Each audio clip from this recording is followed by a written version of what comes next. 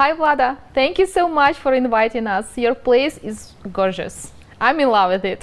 Thank you, thank you. I think it's wonderful to host you. How long have you been in the US? For how long? I'm in the US now for almost 32 years. 32 years. 32 years. Wow. What year was that? I came in 1989. I was 19 years old, and I'm about to turn 52 this year. So yeah, I've been here for quite a long time, almost 33 years now. Yeah. Why did you come here that time? Well, like a lot of people who decide to leave their country, there's usually a good reason. So my reason was desire to take my dreams into a country that will accommodate them. What kind of dream did you have? There's all kinds of dreams, and so first of all, being born as a girl in a culture that I grew up in has its disadvantages the moment you were born.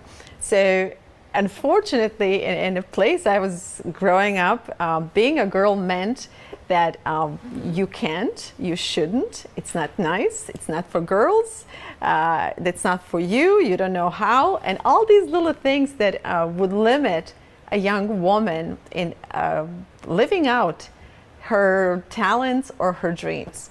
And not to, on top of that, obviously at the time when I was growing up, my country, which was Yugoslavia at that time, was communist.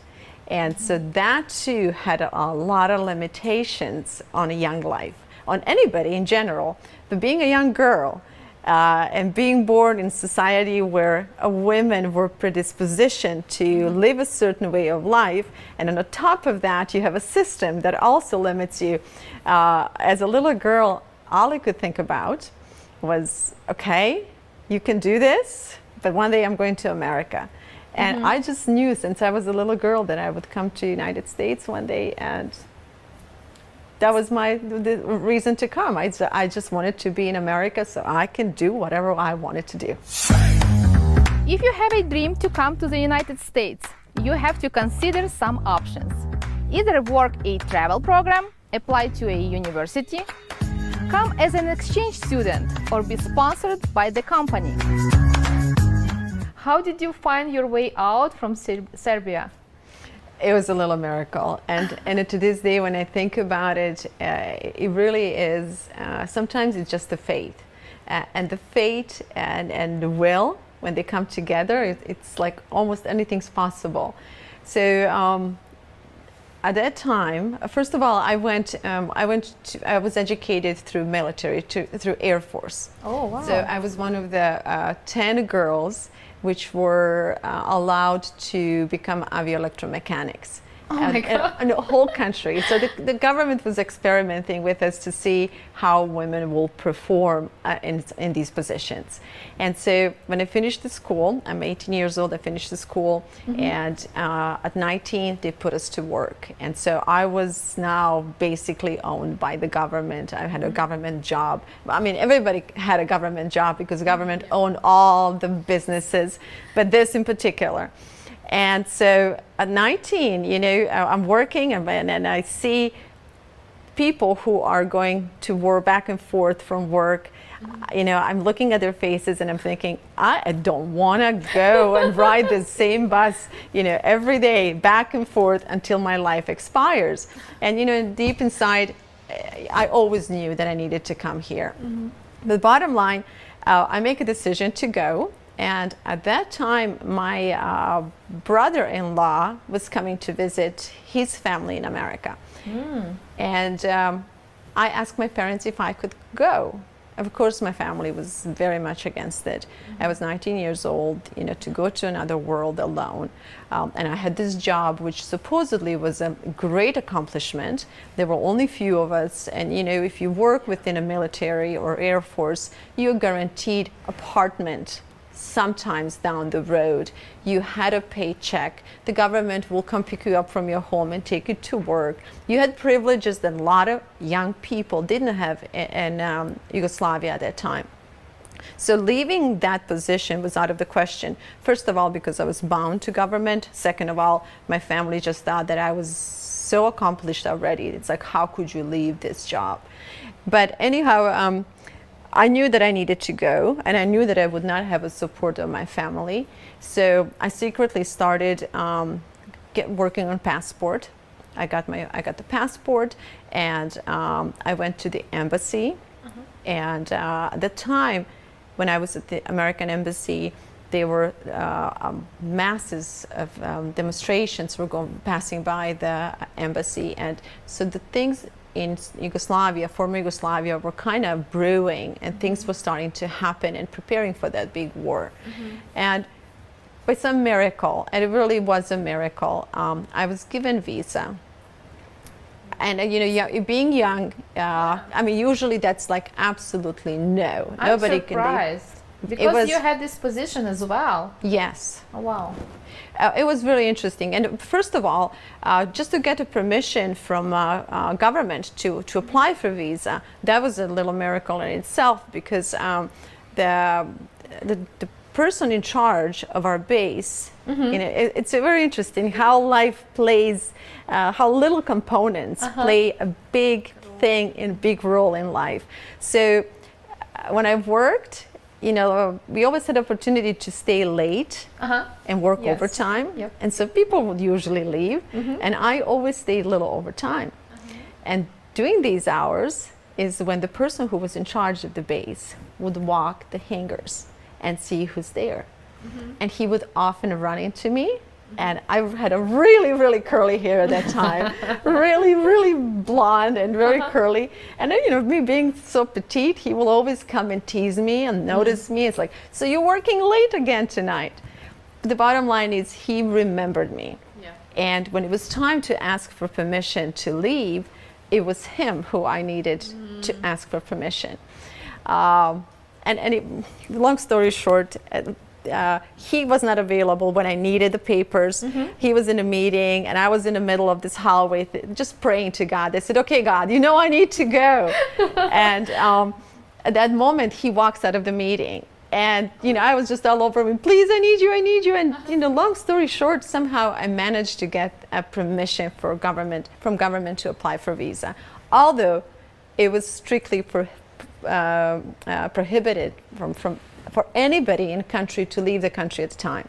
So that was a miracle. It's a miracle. And then visa, that was a miracle. And then I told my family, I got visa, I'm leaving. And my mother almost died.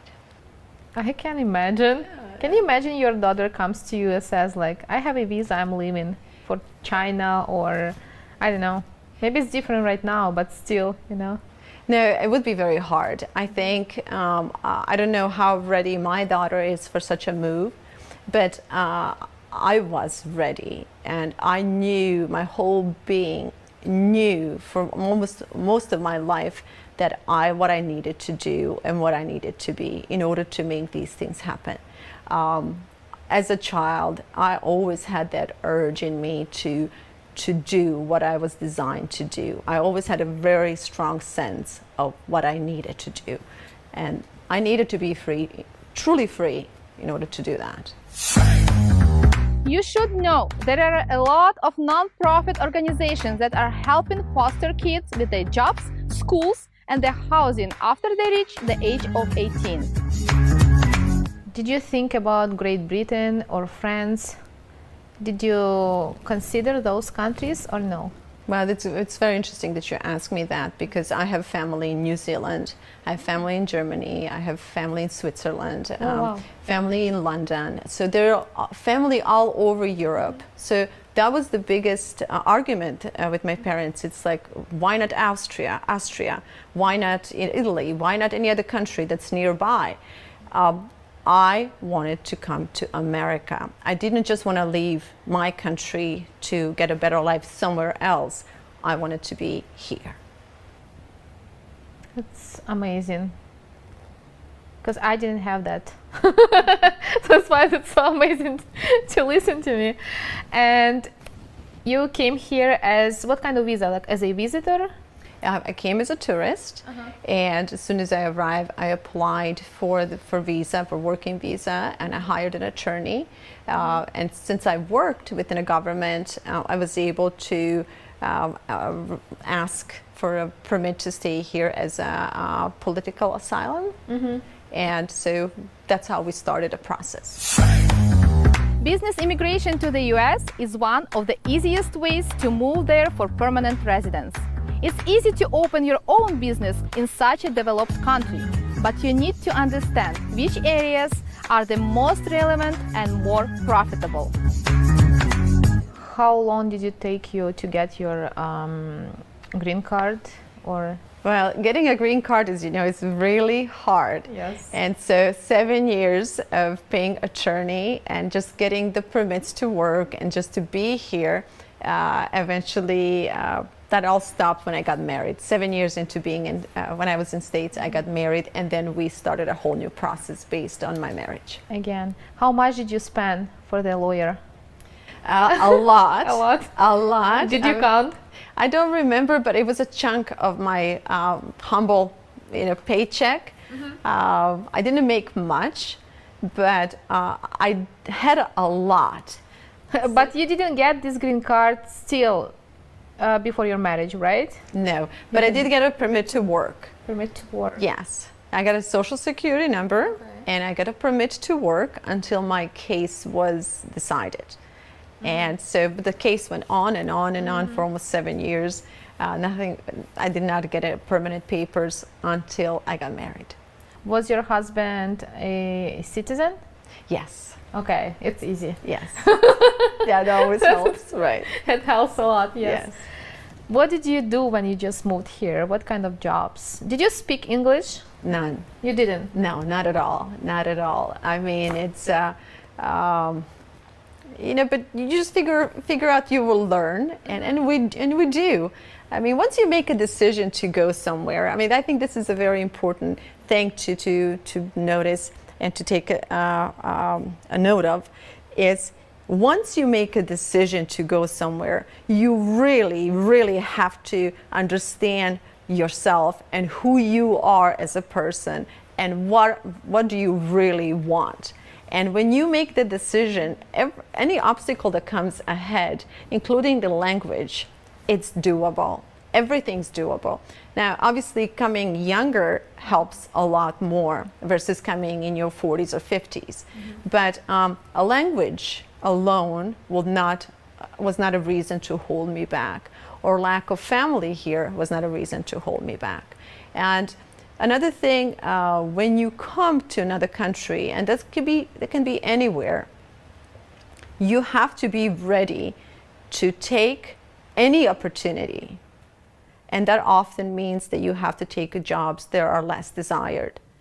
And so for many years, I cleaned houses. I was a nanny. I mean, I scrubbed toilets, and I made a lot of money. And my mother was dying all these years, thinking like, oh, my daughter left. She left, this wonderful job, and now she's What she's doing she's there, scrubbing right? toilets. Yes. I mean, at some point, she even showed up in the U.S. and she said, I came to take you back home. You left your school, you left your education to come here to be a what? To be a house cleaner. When was it? How many years later she came? She came about 3 or 4 years after I was here. Oh, really? Wow. Right. So any job that's, a decent job, you don't do stuff that will jeopardize your future. But there are plenty of opportunities in America, even today, for people who want to start their life. However, I find that people are not as willing to start on that level and on that position. And I think that it's very often can be a great disadvantage to their arrival here, if you will, or to starting their life in this country. Yes, as I mentioned before, people see all these beautiful pictures in the movies and Instagram. They want to have this life right away, but you have to work hard for this life.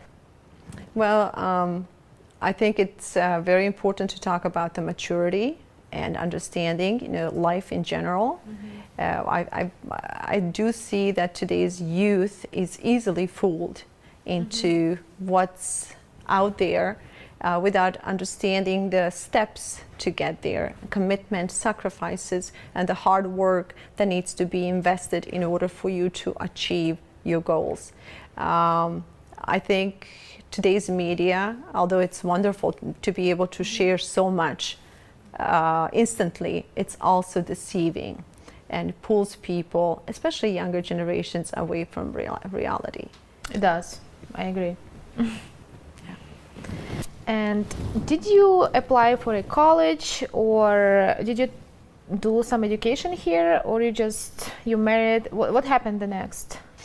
So after cleaning houses for 4 or 5 years, I got married, and my husband was in a construction business.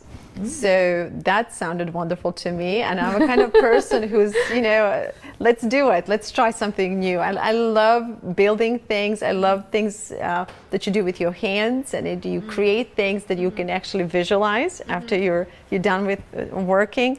So construction came naturally to me. After being an electromechanic, working with tools, now there was just another different set of tools. And we worked in construction for a few years, and then I decided I wanted to have a restaurant. And we opened up our first restaurant. Here?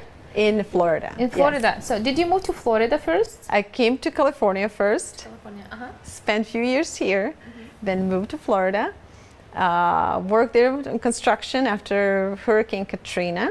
Oh, did you help your husband? Did you meet him in California? In California. Oh, okay. Yeah. And so basically I was the only woman on a construction site with a tool belt on. And I would often tell my husband, I'm thinking these people are going to think that either I'm very dumb, that you can't leave me home alone because I might electrocute myself, so you have to drag your wife on a construction site, or that I'm a very loose woman, so you have to keep her next to you. But I love the construction. I just loved it. I love building houses. I mean, this is one of the homes that my husband and I built. Oh, this one? This one, and quite a few more in this neighborhood. Oh, really? So, yeah, I absolutely loved it. How long does it take to build this house from the beginning? It takes about a year with the permits, grading permits, all the licensing, and about 6 to 8 months to get the work done. Did you build for yourself here, or did you build for other people and you left one house for yourself? We build for ourselves, we build for other people, we build commercial buildings. It was a wonderful career, and it somehow fitted. Amazing. I learned the construction. I have a contractor's license now, and it was just like, wow, bring it on. It was fun. It was lots of fun. Do you keep doing this? No. No? No. My husband passed away. Oh, sorry. And the economy has changed at the time when he passed away as well. So doing construction was not an option anymore. So I had to reinvent myself again. And I say this because people who are listening this, that's another very important thing. If you're going to start life somewhere, be ready to reinvent yourself constantly and allow yourself to grow through opportunities that present themselves to you. Don't be stuck saying, this is the only thing I know how to do, or this is what I want to do. Be open and be willing. And life is long enough. People say it's short, but when you think about things that we are able to do in a lifetime, life has so many opportunities and so much time for you to grow into, who says you have to be a contractor your whole life, or you have to be a teacher your whole life? And why not? Why not? I wonder, how did you see yourself that time when you wanted to come here? Who did you want to be? Well, going back to that point where I arrived in U.S. I mean, let's not put aside the fact how hard it was. It was extremely, extremely hard. First of all, I left my family and I decided to stay here. And the message that my family sent back to me, and my sister in particular, I mean, we're very close and she loves me, but what she said, I meant, if you don't succeed, there's a big old Pacific right next to you. Just walk in it and just drown yourself. Because basically, because I went against so many things. My parents were so much against it. The government was against it. If I went back, they would have persecuted me. So not succeeding was not an option.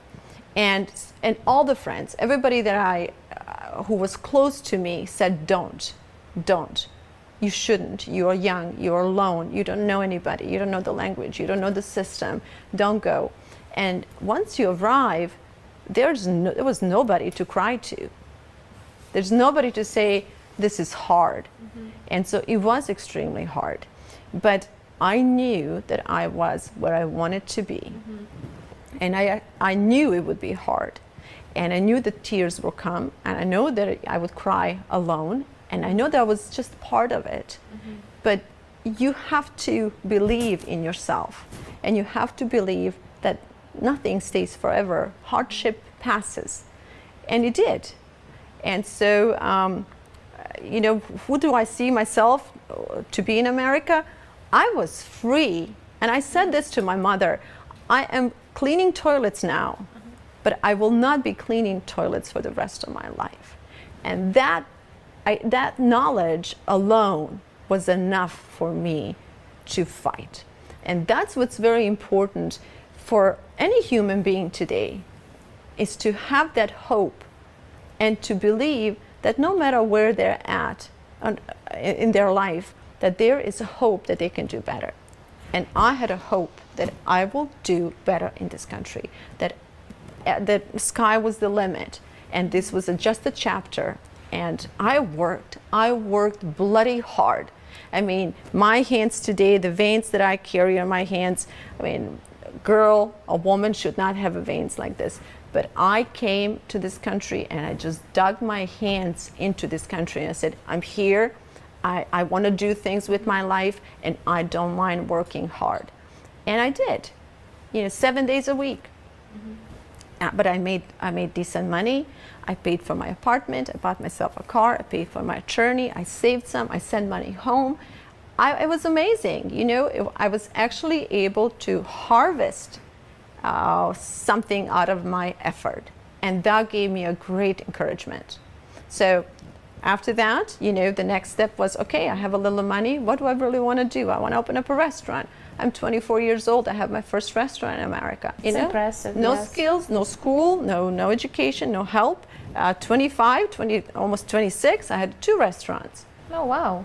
Okay. Here in California? In Florida. In Florida. But I get up at 4 o'clock in the morning, mm-hmm. and at 6 o'clock, I'm serving the first cup of coffee and first breakfast for $2.99 to hundreds and hundreds of people. Okay. And then at 2 o'clock, I take my chef's apron off and I put the waitressing apron on in my own restaurant. And then you waitress another shift. And so you just work, because you come to another country, you don't have the roots, you don't have the means, and you're not in your own place. So your roots have to break through cement. And the only way you can break through and establish yourself is to work. You really have to apply yourself. Now, it could be a physical work, it could be a mental work, it depends what you're good at, but you cannot advance without the effort. And for me, to establish my life in this country, it took a physical work. But I was ready and I was willing. And this country just welcomed me and said, okay, what do you want to do? What do you want to do? What do you want to do? I said, everything, everything, bring it on. Yes, so yeah. And you said after your husband passed away, how did your life change? What happened after? Well, I think the next progression, I think, of life, is when you apply yourself in a country like this, you are almost guaranteed success. Okay, hard work really paid here, and very shortly we became successful. You know, you from one job to another job, you work, you save, you reinvest, you do job well, people recognize it, and then you get better and better clients. And before you know it, before my 40s, I was a millionaire. Oh, wow. And so, you know, again, it's possible, but the amount of work that it took, I want people, again, to understand that this didn't just happen because of my luck. It happened because the system was set up for me to succeed. And I fueled that effort with the right fuel, which is a dream, you believe, and you work hard. Okay? And you take a responsibility for your life. You don't allow yourself to be a bystander and expect things to happen. And so by reaching this whole new level, financial level in my life, that was very eye-opening for me. And so coming to America and suddenly being in position to buy bigger and grander, a very important thing happened. And that's a realization that you really don't need any of that. I just wanted to say, like, how did you feel when you got these millions? What was the feeling? Absolutely, life went on absolutely the way it did before. So I continued to shop in thrift shops because I just like to shop in thrift shop because it's a beautiful clothes. I continued to go to a hairdresser who charges me $12 for haircut. How dare you? I continued to live the way I always lived. Now I only had more space to clean and more space to air condition and more taxes to pay. But again, that was also part of an investment of the mindset. You do bigger because eventually, you know, as a contractors, this is what we did. You build, you lived, and if you don't like it, you sell, you make money, you move to the next one. But the beauty of accomplishing something is, for me at least, it was that realization that I really didn't need any of that. What I did need all along was the opportunity. Opportunity to prove myself to myself, which was the most important thing. And I believe that every young person today in the world needs that opportunity to grow while they're in their 20s, in their 30s, to grow and accomplish and to generate and to see the reflection of their capability and to go over that important step, I think, to acquire so that you can satisfy that need, to say, I'm able to, I did it. And so, you know, after we were in that position, my husband got sick soon after, and things had changed during that time. My husband was sick for about 10 years, and 2 children were born during these years. So life turned, you know, again, the hardship came again because suddenly, From other side. yes, you had one thing, but life brings you something else, and it was hard again, but I was ready for that too. And we managed. Our family managed. I took care of my husband for 10 years. When he passed, I was broke. All the money that we made was gone. And because Why? when you're sick for 10 years, you don't produce. Oh. You know, life basically stops. And I took care of him, and so all the money that we earned was gone. You had to start over. All over again, with $1.5 million in debt, and 2 kids, and no job, and 3 mortgages on my back. Oh my God. And credit cards maxed out. So What did you do? What did you decide to fight. You fight. You fight. You just go back to yourself. And this is another thing. Again, hardship continues through life. There's no such a thing as arriving in a peaceful, happy place. life is made of these moments where you decide who you are to yourself. And in this particular situation, I had to make a decision who I'm going to be to my 2 children. And so, I mean, I was standing right on this window with 2. My daughter was 9 and my son was 7. Broke beyond broke. I mean, penniless. And then, I mean, credit cards were maxed out. And I'm talking hundreds of thousands of dollars in credit cards. And I told my kids, and God blessed us. And right now, we are going to lose all this and we're going to pass this on to another family. So the other family can come and live here. But Mama is going to fight. And we're going to fight day by day. And if God chooses to put us on the street, you know, let's just pray that He keeps us upright. And as long as I'm upright, you will be fine. But things will be hard. And they, as little as they were, they understood. And the true hardship of my life began at that moment, where decision to fight versus to walk away or to seek bankruptcy. I mean, a lot of people were saying, you know, why not bankruptcy? You know, get an easy way out. You know, and I said, I did not come to this country to bankrupt. And if I'm going to bankrupt, it's not going to be because I didn't try to pay my debt. That money was spent by me, by my family, and that money is what I owe. And I have every intention to pay it back, or at least to fight to pay it back. And I look back at those years, and I honestly don't know how we managed. How did life and how did faith and God work through my life to allow me to walk out of it and to pay off most of the debt and to be where I am today. But it was almost, I don't even know how to explain it. I look back and I honestly feel it was, you walk as almost as a fog, deep, thick fog. And all you don't know where you're gonna go. You don't know how deep it is. You don't know where you're stepping, but you have to get up every morning and just say, I bring all I got, and here I come. And God, you take care of the rest. And somehow He did.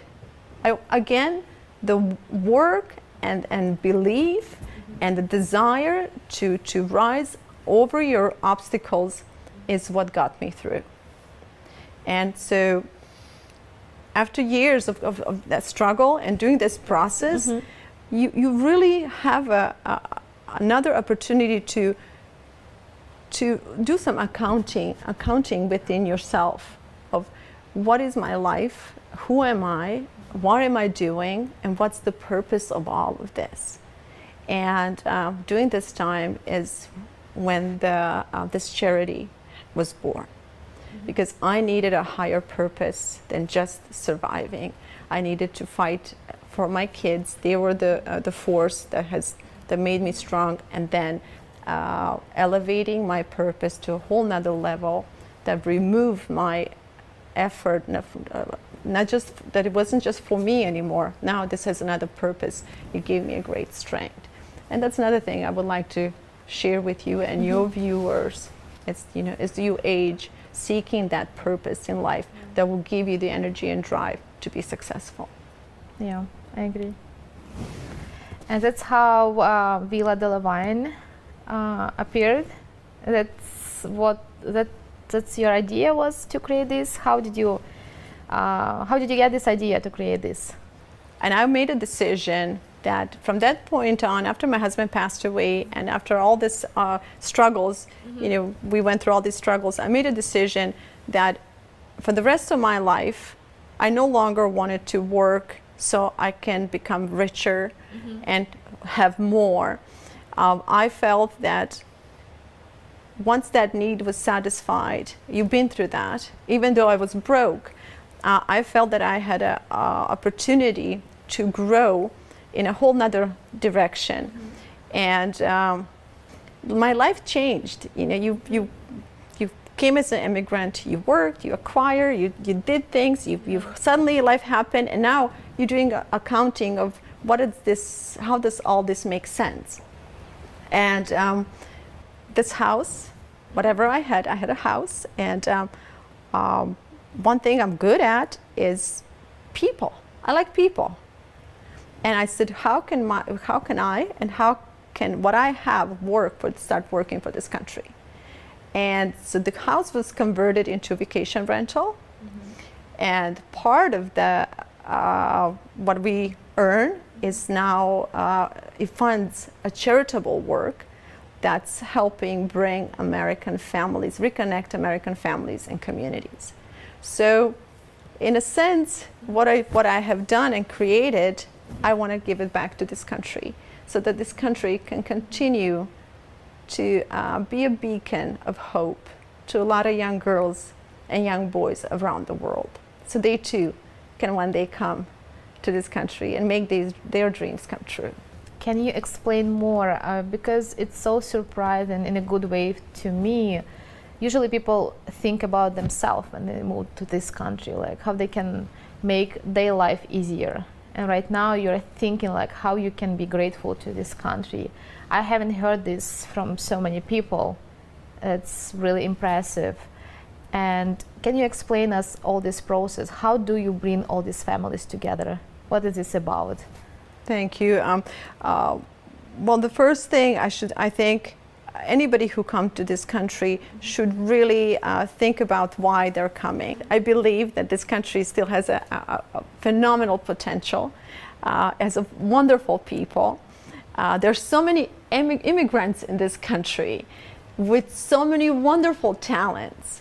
And I would love, through my work, I would love to encourage other people from other countries to take the possession of America by taking responsibility for this country and getting involved. I would like to use my life as an example of, you know, how to become part of this country on a whole nother level, and just have your voice heard, and just use your energy and your means to create this country into even something better that's going to be good for us, for our neighbors, for our children, for the next generations, and for the world. Tell me about all your programs. You have so many programs. I checked your Facebook a little bit, your website, and you have this cooking and kids. You have cooking classes, local cooking classes, right? And you have America Dines In, and you have Growing Strong. Can you explain a little bit for the people what this all about? So the charity was created with the backbone of community and need for reconnected community and reconnected families in America. I think this is the most important thing that we need to do in this country right now, because there's so many things that are changing and shifting. And I think as Americans, regardless of where we come from, as Americans, we need to regroup and reconnect. And no matter what comes our way, and I think maybe this is an old Slavic philosophy, you know, the danger comes, we just like, you know, get the arms together, whatever comes, we're stronger together. And so in my mind, I wanted to promote that message in particular, because there are a lot of nonprofit organizations who would focus on childhood obesity, or they will focus on women abuse or veterans. My idea was to create a charity that will go to the core of where most of the issues in this country occur, which is home, dining table, a family structure. And I believed if I can bring attention to that place and reinforce American families, I will do the greatest service to my country. And so the charity was focused to bring American families together. And we do this through 3 different programs. First is called Cooking and Kids. And that is a television program. And by the way, I just want to say, I know nothing about television. I know nothing about the production. I'm very bad with computers. I'm very bad with technology. But anybody in this country has opportunity to create. And if you can create something that's positive and wholesome, there are ways and channels through which you can distribute this. So if it's not a television program, if you create a good meal, there are ways to distribute your goodness through your community. If you know how to fix things, you can channel that through your community. With me, I'm a storyteller. And I believe the good stories is what young people need today. Humanity is losing a story. Suddenly, everything's coming at us in flashes of information. It's a lot of information, and people don't want to watch long movies, long stories, because it's so much information they didn't have time. Everything like 3 seconds, Yes. 3 seconds. I mean, you have young children. I see what my kids watch.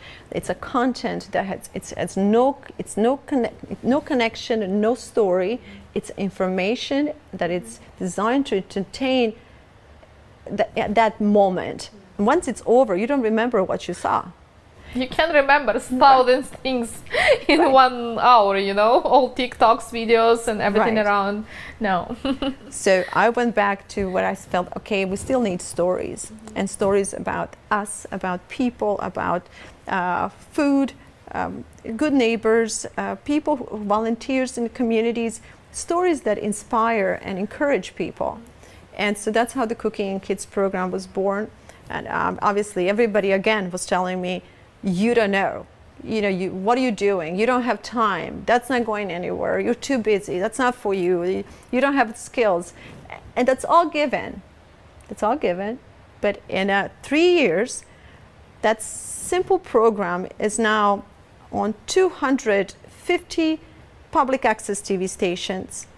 Over 20 million viewers are watching this program, and we're in 40 states. So don't tell me the things are impossible, because we are in a country where anything's possible.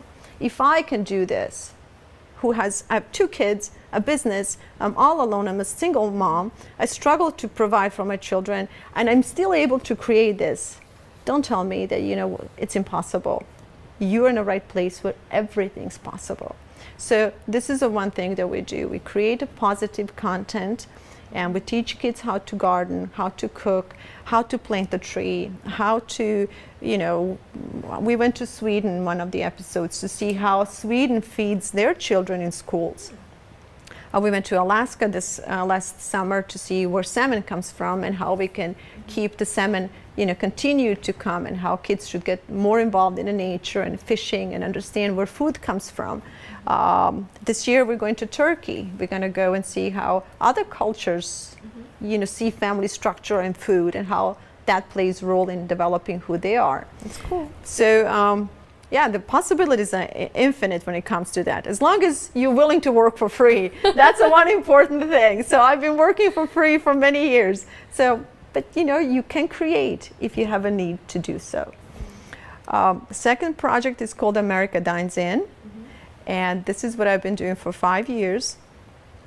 My house is now open to community, and once a month I bring random people from community to sit at the same table and to dine. Who cooks?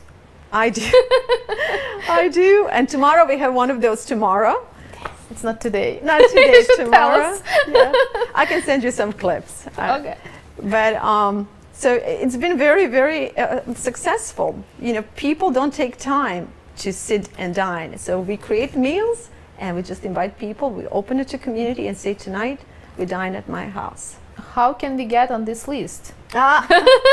We'll get you connected. I'll have you. Is it just for people who lives here in this No. area? No.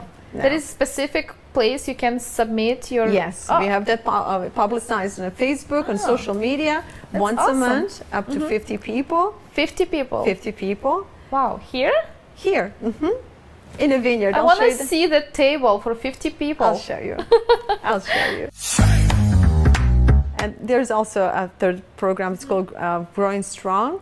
That is a one-on-one project where I go and I work with former foster children, kids who have aged out of the fosterhood, and now they are on their own, and very often they lack simple basic life skills like shopping, cooking, accounting, and or creating the family atmosphere in general. So we go and we work with them directly, and with some struggling moms, single struggling moms and their kids, and we also cook for cancer patients. Amazing. Do your kids help you? Are they involved in this process? There's no way around it. I mean, they don't have choice. They don't have choice. No. The way we live is that you have to be involved and you have to give back.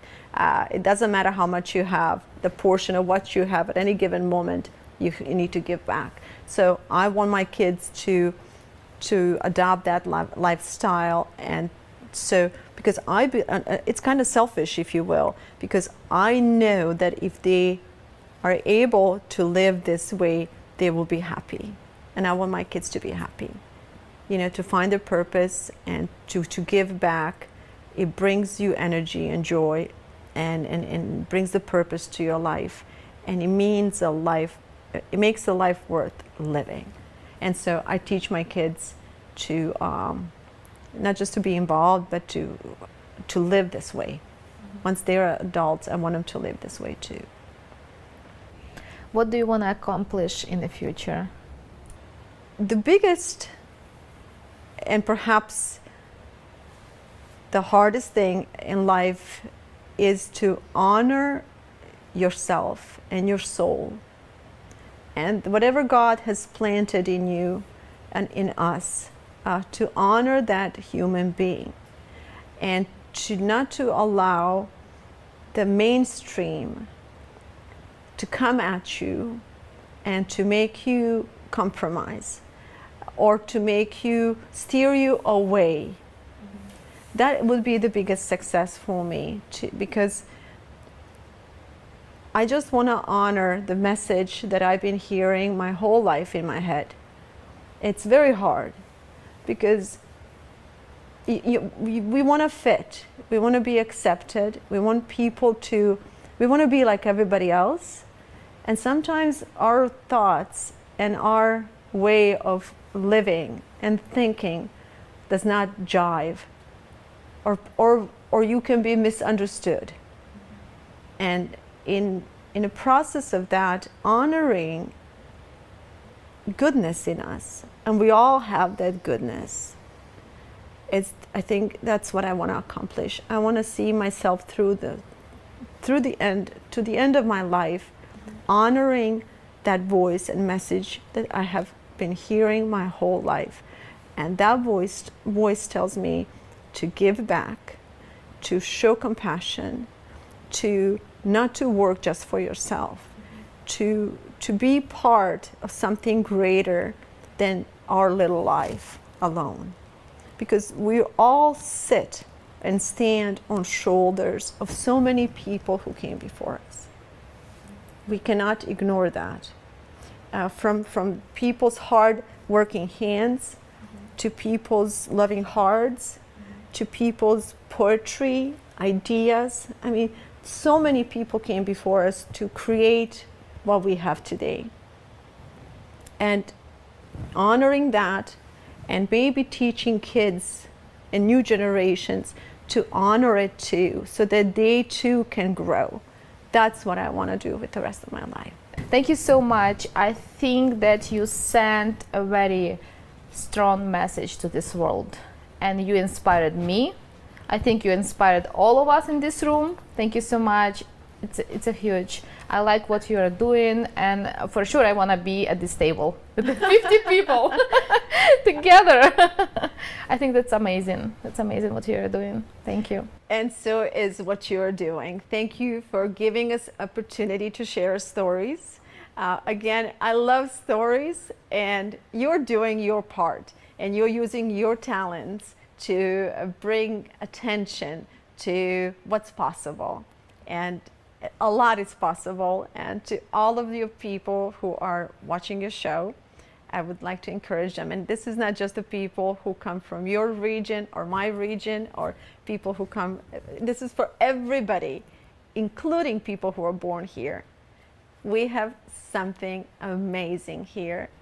And if we all step forward with our talents in effort and in decision to give to the fellow man, this country will blossom and flourish once again. Today I have a very interesting guest, and she has a very interesting hobby. Please welcome Ray. She's an actress, singer, and a cosplayer. Hi, thanks for having me. Thank you for coming. Tell me, how did it happen? You don't look like you are from Ukraine. Well, I know, I get it a lot. I was born and raised in Ukraine, but my heritage is very mixed. Some Balkan, Scandinavian, even some Asian. So I'm enjoying the ambiguity. When did you come to the United States? I came in 2013, and I was back and forth for a while until I settled finally. Why was it back and forth? Well, because I was doing some music, I was doing recording, and I didn't plan to stay in the States permanently, so I was kind of testing the waters and see if I like it. And it took me a couple of years to really understand this country and decide for myself that this is where I belong. Did you do music in Ukraine? How did it all happen? Well, that's a crazy story. So I had a very different job and very different occupation. So I have a master's in international relations and analysis. So that's diplomacy, politics, very different from the artistic world. And I had a very good job in Ukraine. I didn't dream of being a singer, an artist, or do film, and none of that. But something happened in my life that changed the course of it forever. It was a music contest that I won, and it was filmed in Los Angeles. Wait. You worked in the hospital in a different business. Yes. And you participated in the concert. Yeah, it was my hobby. It was just singing. I loved it, and I performed a lot. I had a band, and really? I used to enter a lot of competitions. So this one was a big TV show. Was it back in Ukraine? Yes, it was in Ukraine, and I just did it because I had fun. And I learned that they would film it in Los Angeles, and I really wanted to go. So I'm like, all right, I'm going to enter it. I'm going to sing and see what happens. And I ended up winning it. What competition was that? It was called American Chance. American Chance in Ukraine. In Ukraine. What year was that? That was about 2012, I think. Because I'm not sure I've heard about it. It was a while back. And you won it. Yeah, I did. So what happened next? So what happened next was a crazy whirlpool of events, because that's when I believed in myself artistically. That's when I really saw this profession with new eyes and saw the perspectives, and decided to go for it and decided to try it. So the prize was a music contract with Universal Records. Oh wow! So it's pretty big. Yeah. And I was entirely immersed into music life back in Ukraine. Really enjoyed it, but then I came to the point where I didn't see any more development for myself in Ukraine, and I decided to go to other places. To say. So you won it, and you had a contract, and you came here. No, I was there. I was back in Ukraine. So contract was for Ukraine, not for the United States, right? Yes, it was a Ukrainian contract. And that gave me a taste of that life, a taste of myself in that profession. And I really fell in love with it. I realized that pretty much artistic creativity, that's where my soul is, that's what my passion is. But I didn't quite vibe with Ukrainian scene. And I decided to go back to LA and to talk to a producer of the show and see if I had any other opportunities, and just talk about my future. So that's how I ended up here. That was my first time. Did he invite you?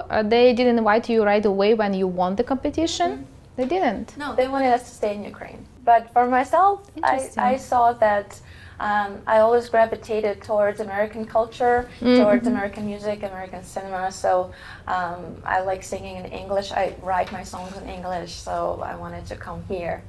Was it the same producer that worked in Ukraine? No, it's back? an American producer. How did you find him? Oh, he was in charge of the show. So Oh, he was producing the entire show. So you came here, you got a visa. How did you get a visa? So the first time I came, it was a tourist visa because I didn't come to work. I came to talk. I came to just do some reconnaissance, I went to Nashville next because that's the music capital of the state.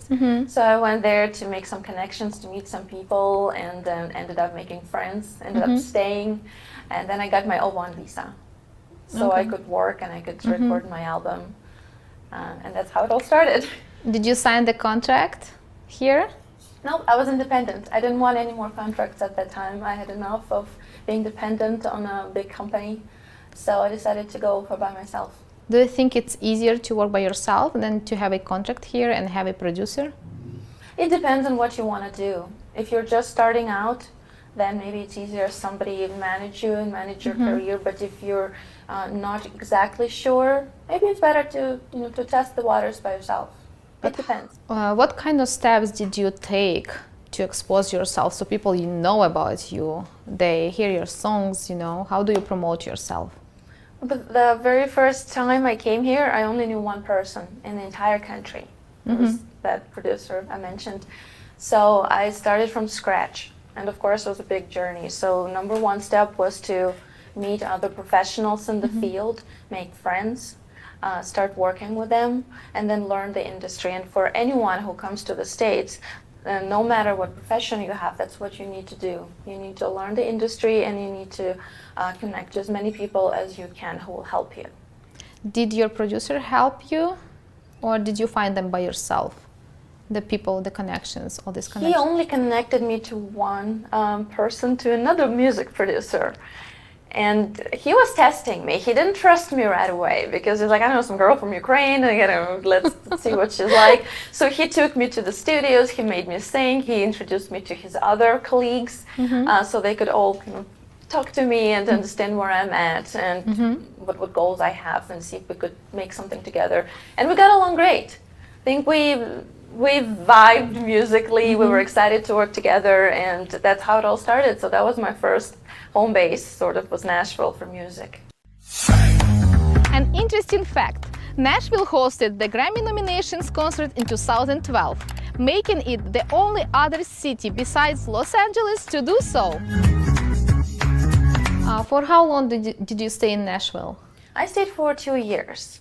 2 years. So spend that time, again, learning the craft, learning about music industry, growing as an artist, finding my own way, and just the very first time feeling if America is the place for me or not. That's why I was still back and forth, because I was not sure yet. What was the most surprising here for you when you moved here? The most surprising thing, I guess the diversity of people, because back then when I first came here, there weren't as many resources available as now. You have bloggers, you have YouTubers, everything you want to know, it's out there. And when I came here, I didn't know anything. Well, whatever you see in movies, but that was it. And I was surprised that each region of the States is like its own different country. In our mind, Americans are all the same, just Americans, but no matter where you go, you think, oh, it's the same people, but it's not like that. Depending on the state or some area, you'll see completely different communities with completely different mindsets, cultures, habits. So that was very surprising, because Nashville, even though I love it for work, for music, it was not my place. It felt too country, it felt too different, and even though I love the people, they're very warm and welcoming, but it was not my thing. So next I went to New York City, which is my favorite place on earth. And that was where I found my rock band, and that's where I jived, and the 2 years were incredible there. It was just everything. That's awesome. Did you know anybody from New York when you moved there? Nobody? I didn't know anyone, no. She's so brave. But I did make friends. Like I said, I found musicians with whom we performed. We had a band, I had friends. It was just great. And tell me, you arrived to New York City and you didn't know anybody. How did you find people? Well, I'm just like that. I know I love traveling by myself all over the world. It's not a problem to me. I love exploring and I love meeting new people. So with the band online, like how you meet people now if you don't know anyone. But I mean, like, okay, let's see. I arrive, and where did you go? How did you find them? You know, you are in a new city, you don't know where to go, you don't know people. You can come to somebody and ask, but I'm not sure if somebody knows the band over here. Say like, okay, I know a band. No, I went online. There's a website, and I posted an ad that I'm so-and-so, I'm a musician. I'm looking for musicians to get together and make a band and perform. And I had a few meetings just over coffee, and whoever I really liked, whoever I felt was a cool person, we just instantly connected. What became website? friends. It was actually Craigslist, I think. Back then, it was Craigslist. It can be shisty, so I don't recommend that everyone just goes there and does that. But it can work, you know, when you don't know anyone. And New York is such a cool place to meet people because everyone is from somewhere and everyone comes by themselves mostly. So people are usually open to new acquaintances, new friends. Yeah, New York is great. I love New York. Yeah. I love the energy. It's just the best. So what happened the next? Did you find an apartment to live? And how did you find it? So I found a leasing agency also online, so in Harlem. And I went there and met the leasing manager, and I told her what I wanted, and she found me the most perfect little studio apartment in Harlem. It was right across the street from the church. So it was absolutely gorgeous, and I loved it. How big was that studio? Small. It was very small, just a studio. How much did it cost you? Well, it was like $1,400, I think. How did you make this money? Just working. I had all kinds of different little gigs I did. I was modeling because I had my O1 visa by then, so I could work legally. So I found an agent who would help me with modeling gigs. I had a translating work as well because I'm a professional interpreter. So I'd help people with their green card interviews, with their applications. So I had that going on. Just the little things, every now and then some acting things also came along. I was making money off my music as well. So there was a lot of things. You don't have to hustle, it's a lot of work. For how long did you live in New York? For 2 years. 2 years in Nashville, 2 years in New York. You have to find your place. Like I was saying, if you're coming here, you need to research. Now, thankfully, it's very easy. You need to research what kind of area you want to live in, what are the peculiarities of that area, what are people like, what the culture is like, and then understand that your family will be raised here in this place, and your kids will probably take after those areas as well, after those people. So that's why I was testing. I didn't know exactly where I wanted to root. So next was LA. Can you give us a couple tips what you should do in New York and what you shouldn't do? Well, you know what, I don't know what's happening there now because things changed a lot since COVID. But you should not be by yourself at night at shady areas, especially if you're a girl, because it can be dangerous. So it's criminal. So you have to be a little bit aware. You know, don't walk around. It's anywhere or some specific part of New York? Well, the closer to Manhattan you are, probably the more careful you have to be, because unfortunately, especially recently, I've heard that crime rates are going up. When I lived there, so that's an interesting thing. I lived in Harlem, which had a reputation a few decades ago, but I loved it. The people were incredible. I loved my neighbors. I loved the community. I never felt unsafe, despite everything I've heard about it. But I was like, whoa, you know, they're all great. I love them, and I really was sad to leave everyone there. But I know that's just my experience. Overall, it's a big city, you know, and especially if you're by yourself, you don't have anyone to call if you need help. So I just say be careful. And then what you should do, you should enjoy the diversity of the cultures. You should enjoy people who are from all over the world. It's such an opportunity just to immerse yourself into the whole world without traveling. It's all in one city. It has so many opportunities. If you are into any industry that's big in New York, if you're in fashion or theater or anything up and coming, it's all there. It's such a vibrant place. It's also expensive. So there are pros and cons. And I love reds. I know people hate them. I love those rats. They're my little buddies. When I was by myself, they were always there waiting for me. I fed them, maybe. So yeah, you know, it's whatever you make of it. You should love rats. Look at you. You are personality. I sing and they run. What was your favorite place in New York?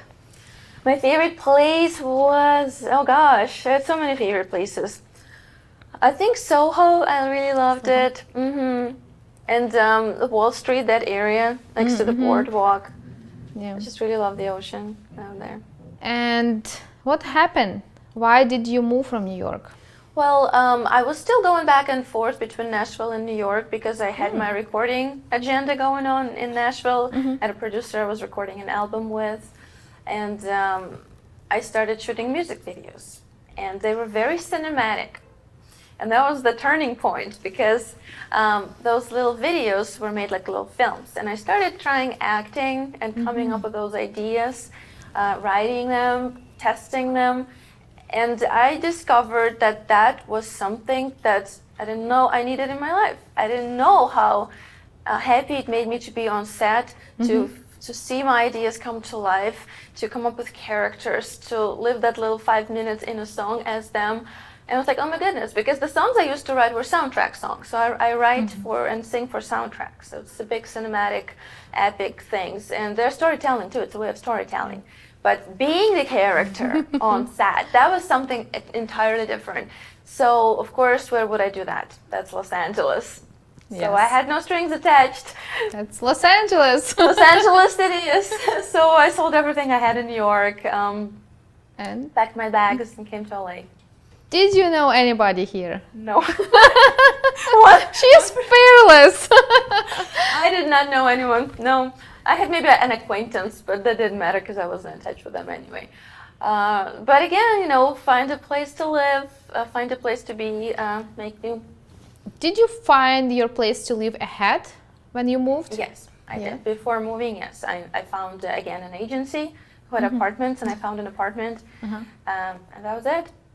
So I had some. Was it easy for you? Because I know here they ask you your paychecks and they want you to be working here. When I moved, they asked us if we are working here. They didn't accept any paychecks back from Minneapolis, where I used to live. How did it work with you, you know? They needed to see a proof that I'm allowed to work here legally, which I did. I had my O1 visa for 4 years already almost. So they had that. You pay deposit. I think it's easier in LA to do that. I paid my deposit and 1 month ahead, and that's it. Wow, my apartment is so strict. They got so many information from us before we moved in. I was surprised. I think it depends on the complex. Maybe not everyone operates that way. You have to look. You have to look. It's all online. So of course it takes some time. It's work. You know, if you expect to come here and have everything easy, probably not going to happen. So just expect to put your time and effort into research. You decided to become an actress, right? And you moved to LA. What kind of steps did you take? Well, I thought that, you know, music I can do anywhere. Los Angeles is also big music scene, so I can definitely do the same thing here. But acting, New York wouldn't give me that. So when I came here, I thought that, okay, if I want to be a competitive actor, filmmaker, I need to be a professional. What do I do to be a professional? Because I never did it before, like on a big scale. I needed a school. So I found a film school in LA that would have grants. And that's an important thing because for anyone who's thinking of moving to States, you have to be one or the other. You have to be either already a professional, good at your craft, know what you're doing, know what you want, have at least some foundation to start. Or if you don't have that, be ready to study. Whatever you can afford. If you can't afford college, find some little smaller courses so you can learn the new craft or be better, because it's a different country. More people from all over the world, all the best are here. You need to be better.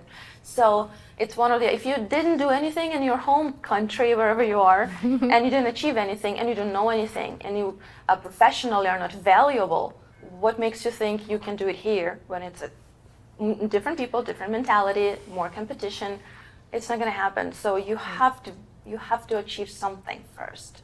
So, or learn, be ready to learn.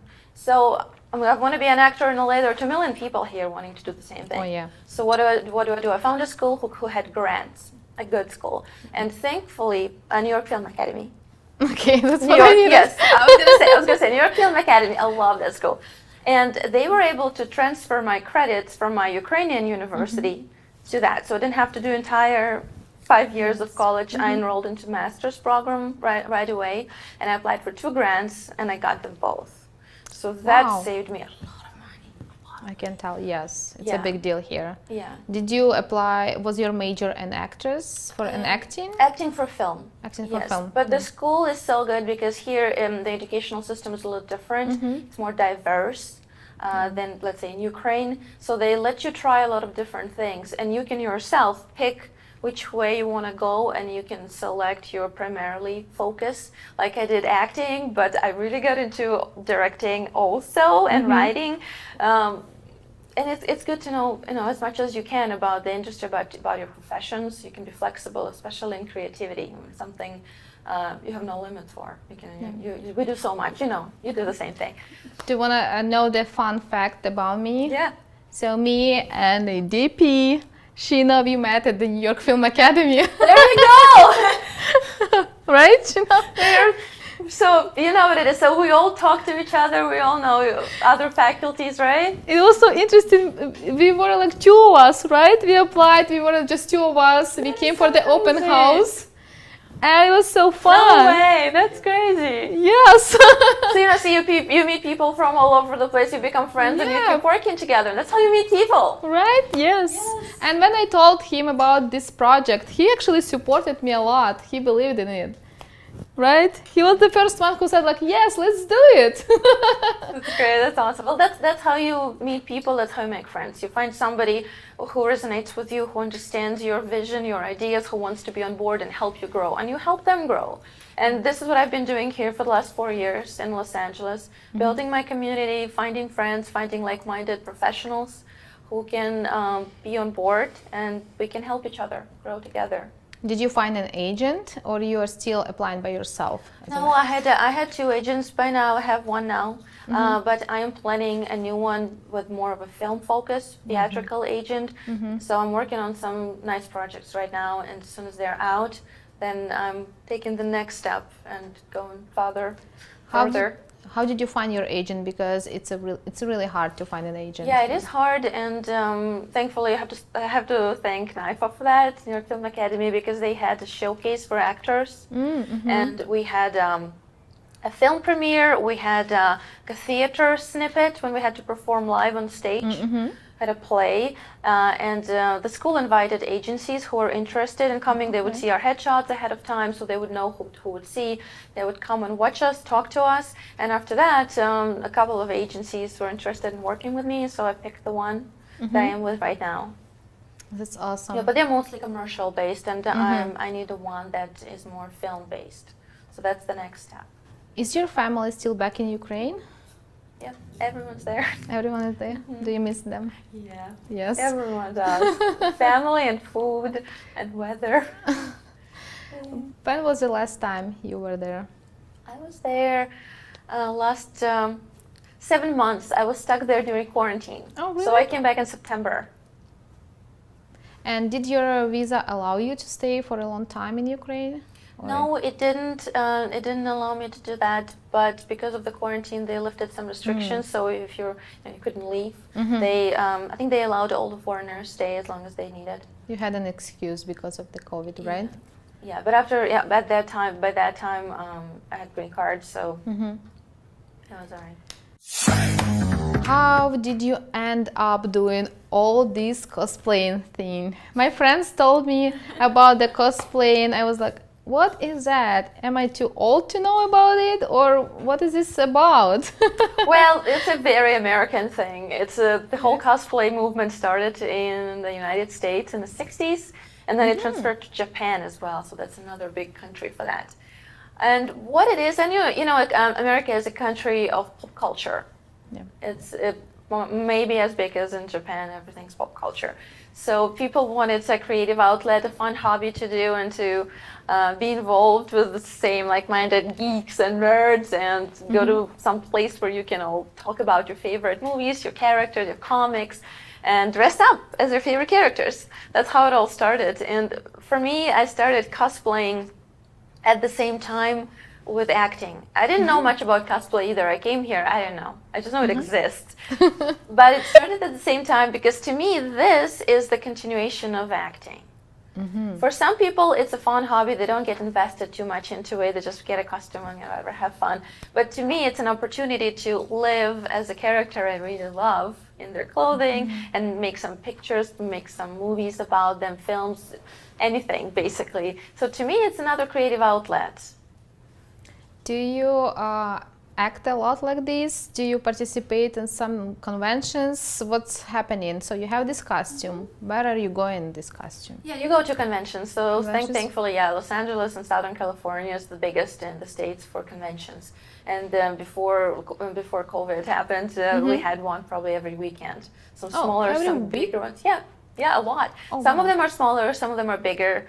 But if you want to go, you can go to many places. I'll go for sure. But so every weekend, what are you doing there? Well, I'm not going every weekend. I don't have that much time to do that. But basically, I'd go to the biggest ones because they're the best. And you usually write a schedule because there's so much to do. But first of all, there are opportunities to meet professionals in the field. So to me, as an actor and a filmmaker, it's very important because it's not like they're just walking outside of the street and I can just meet them randomly. You know that somebody's going to be there. You can make it a point. Oh, I want to meet that professional. So you know where they're going to be, and they will be willing to talk to you and to make that connection so you can use it for your work. And I did, and it was amazing. So is all of this about the connections, or you have something that you do together and people watch you? There's all kinds of things, depending on what you want to do. If you just want to have fun with your friends, you can do that. You make group photo shoots, you all discuss, you go to panels, you see your favorite celebrities talk about their new movie. So there's so many things. So you can go shopping. There's a shopping area where you can buy all kinds of merchandise and memorabilia, whatever, you name it. How do you call it? Memorabilia. It's a collectible figures or books or something rare. Memorabilia. Memorabilia. Yeah. So there's so much to do. I started to go just for fun, just to meet new people who also like movies, like cartoons, like all kinds of nerdy stuff, because I'm a big nerd. But it ended up turning into a part of my profession now because I started growing as a cosplayer. I started learning about the industry, and movie industry and cosplay industry very intersected because same people are in it. Well, let's say I make a movie, I'm a filmmaker, I come to the convention to show you the movie, to talk about it, and you might be an actor, you might meet me, and there you go. For you, you got something out of it. You got a new acquaintance. So you never know what can happen. That's interesting because I've been in this industry for a while and never heard about it. Actually, I saw one of my friend on Instagram. I saw her in a costume, but I didn't know what this is about. I saw her some like Japanese stuff she has. Some anime. Yes, I have to ask her for sure. Yeah, there's a lot of you can do. Just for me, I started to see value in it because I started gaining an audience online. I started to get fans. I started to be invited to events that I otherwise wouldn't be invited to. Do you have an Instagram account? Yeah. What's your Instagram account? It's Ray Kennex, that's my name. Ray.Kennex. Ray.Kennex. It's REI. REI dot. KENNEX. Follow her. You will know more. So it started with photos, but now we're making films, short films based on our favorite fandoms and characters. And it's so crazy how it grew because I started from just these pictures at the the convention, but now I'm working with people who actually worked on Star Wars. Oh, wow. Who like my ideas and who want to come and do something together. And the next one we're about to release is based on Star Wars too. And people who are in charge of that content officially, they know about it, and so they're excited to see. So awesome. So it's going to be very, very interesting. I also did an amazing project with Blade Runner. You know Blade Runner? because of the convention, because I just did a costume and impersonated, so to say, the main character from the comics. Oh, okay. Which never was seen as a live person because it's a drawing, clearly. But I met the writers of the comics who happened to be the screenwriters of the movie. And they wanted me to be on the cover of several covers of the comic books because they loved my portrayal, and they said, you are the character, we want you to be on the cover. And to me it was so cool because I'm obsessed with Blade Runner, and that to me was such a great thing to happen, to come out of. I would have never dreamed about something like that, but that's because of the convention. And that's what you can do. I was modeling as Ahsoka Tano, one of the most beloved Star Wars characters, for official art for Star Wars. So that also got me some good leverage in the fandom and around the professionals, because they all know each other. So you can really, this one tip, really be open to opportunities, because they say America is a land of opportunities. That's true, because you never know where it's going to take you. So the more people you meet, the more open-minded you are, the more is in front of you. And don't be afraid to switch, to be flexible, because you might dream about something one thing, and then your life can take you somewhere else just because of one encounter that you have. Did you know that the Comic-Con is very popular in the whole world? For example, in 2016, San Diego Comic-Con sold all the 130,000 tickets in 1 hour. Did you have a problem with your language? No, that's one problem I did not have, because I already came here fluent. It's one of my professions. I'm an interpreter. So that was, I think, such an advantage. I'm so thankful to my mom that, started to train me very early on. So education definitely pays off. And I did not have any problem. I had more accent, so people used to ask me all the time where I'm from and all that. Was very annoying. So I was working on that too. But anyone who is considering coming here should do their best. It's number one thing you should do, brush up your English. Because if you're just on a basic level, you'll be limiting yourself from so many doors, so many opportunities, because you won't be able to be in any professional environment, to deliver any public speech, to do anything and be taken seriously if you just can say, hi, how are you? And you'll be so much slowed down by your lack of knowledge, by your lack of fluency. It's funny that number one fear in America is fear of public speaking. So that just lets you know how important it is here to be able to speak in public. How can you do that if your language barrier is inhibiting you from doing that? So I'd say that's the most important thing. Do your best to learn. And some people think, oh, we'll come here and we'll pick it up. Well, you will, but it's the foundation of the language, it's the grammar, it's very necessary. So I'm still learning. English is such a big language. It's easy to start, but then there's no end. There's vocabulary is just enormous. So I'd say it's very important to do that. I'm happy you said this, because it's what I'm saying to all my friends and all the people I know. Don't be afraid to speak. If you don't speak, learn the language, because you will be limited. That's how people become unhappy. And they say people who don't speak English and live in the country where all the people speak English, it's really hard. They're just limited. They talk to the people from their own countries. And that's all, and they say that everything is bad. Nothing is bad, just because you don't want to learn and interact with other people, right? And it's very important to not only maintain the ties to your people, to your own other immigrants from your country. It's important to have friends, so you have still a circle of friends from there. But if you want to grow professionally, I will emphasize that professionally, you need to learn the language, because you are in the States and you will be working with people primarily speaking American English. So American English. You will be treated not just the bad meaning immigrant, the ones that everyone has an idea about, but you will be treated as an American citizen, as somebody who's here, who's determined, who's able, who's capable, and you'll have so much more respect from those people, And it's true because you put an effort. You didn't only come here and did all the work to come here, you also learned their language. Language is a pathway to a culture, to understanding the mentality of people. And you know, everyone compares the Ukrainian, Russian, American mentality, and they can't understand it. If you know the language, you'll understand the mentality. And it's an amazing mentality. It's very different, but I love it. It's another question you had about how different we are. Yes. It's on the surface we're different. If you really know the people, we're not that different. It's just some cultural things that you have to understand. Oh, that's how they do it here. And you can show them your way. And some people, like all my friends that come to my place, wear slippers. They wear slippers and they love it. Like, I need to buy those. Right. IKEA, there you go. So we can exchange, and it's a beautiful thing because deep inside, once you, American people are very open, much more open than Russian or Ukrainian people.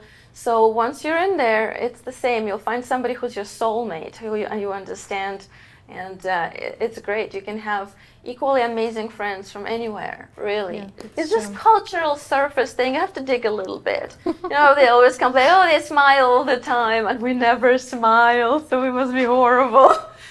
Well, you live here, you learn to smile more because you see happy things everywhere. You don't tend to gloom inside and brood and all of that. So it's like that, and I like making friends from all over the place. I think I'm a very open person, I guess. I never had a problem with understanding, oh, well, that's another person. That makes sense. They're different. They're from another country, of course. They cannot be the same, right? And I really like her energy and all her advices. You should listen to her. Yeah, well, energy is another thing you have to have here. A lot of it. A lot of energy. What is the most different you found out in this country from your country?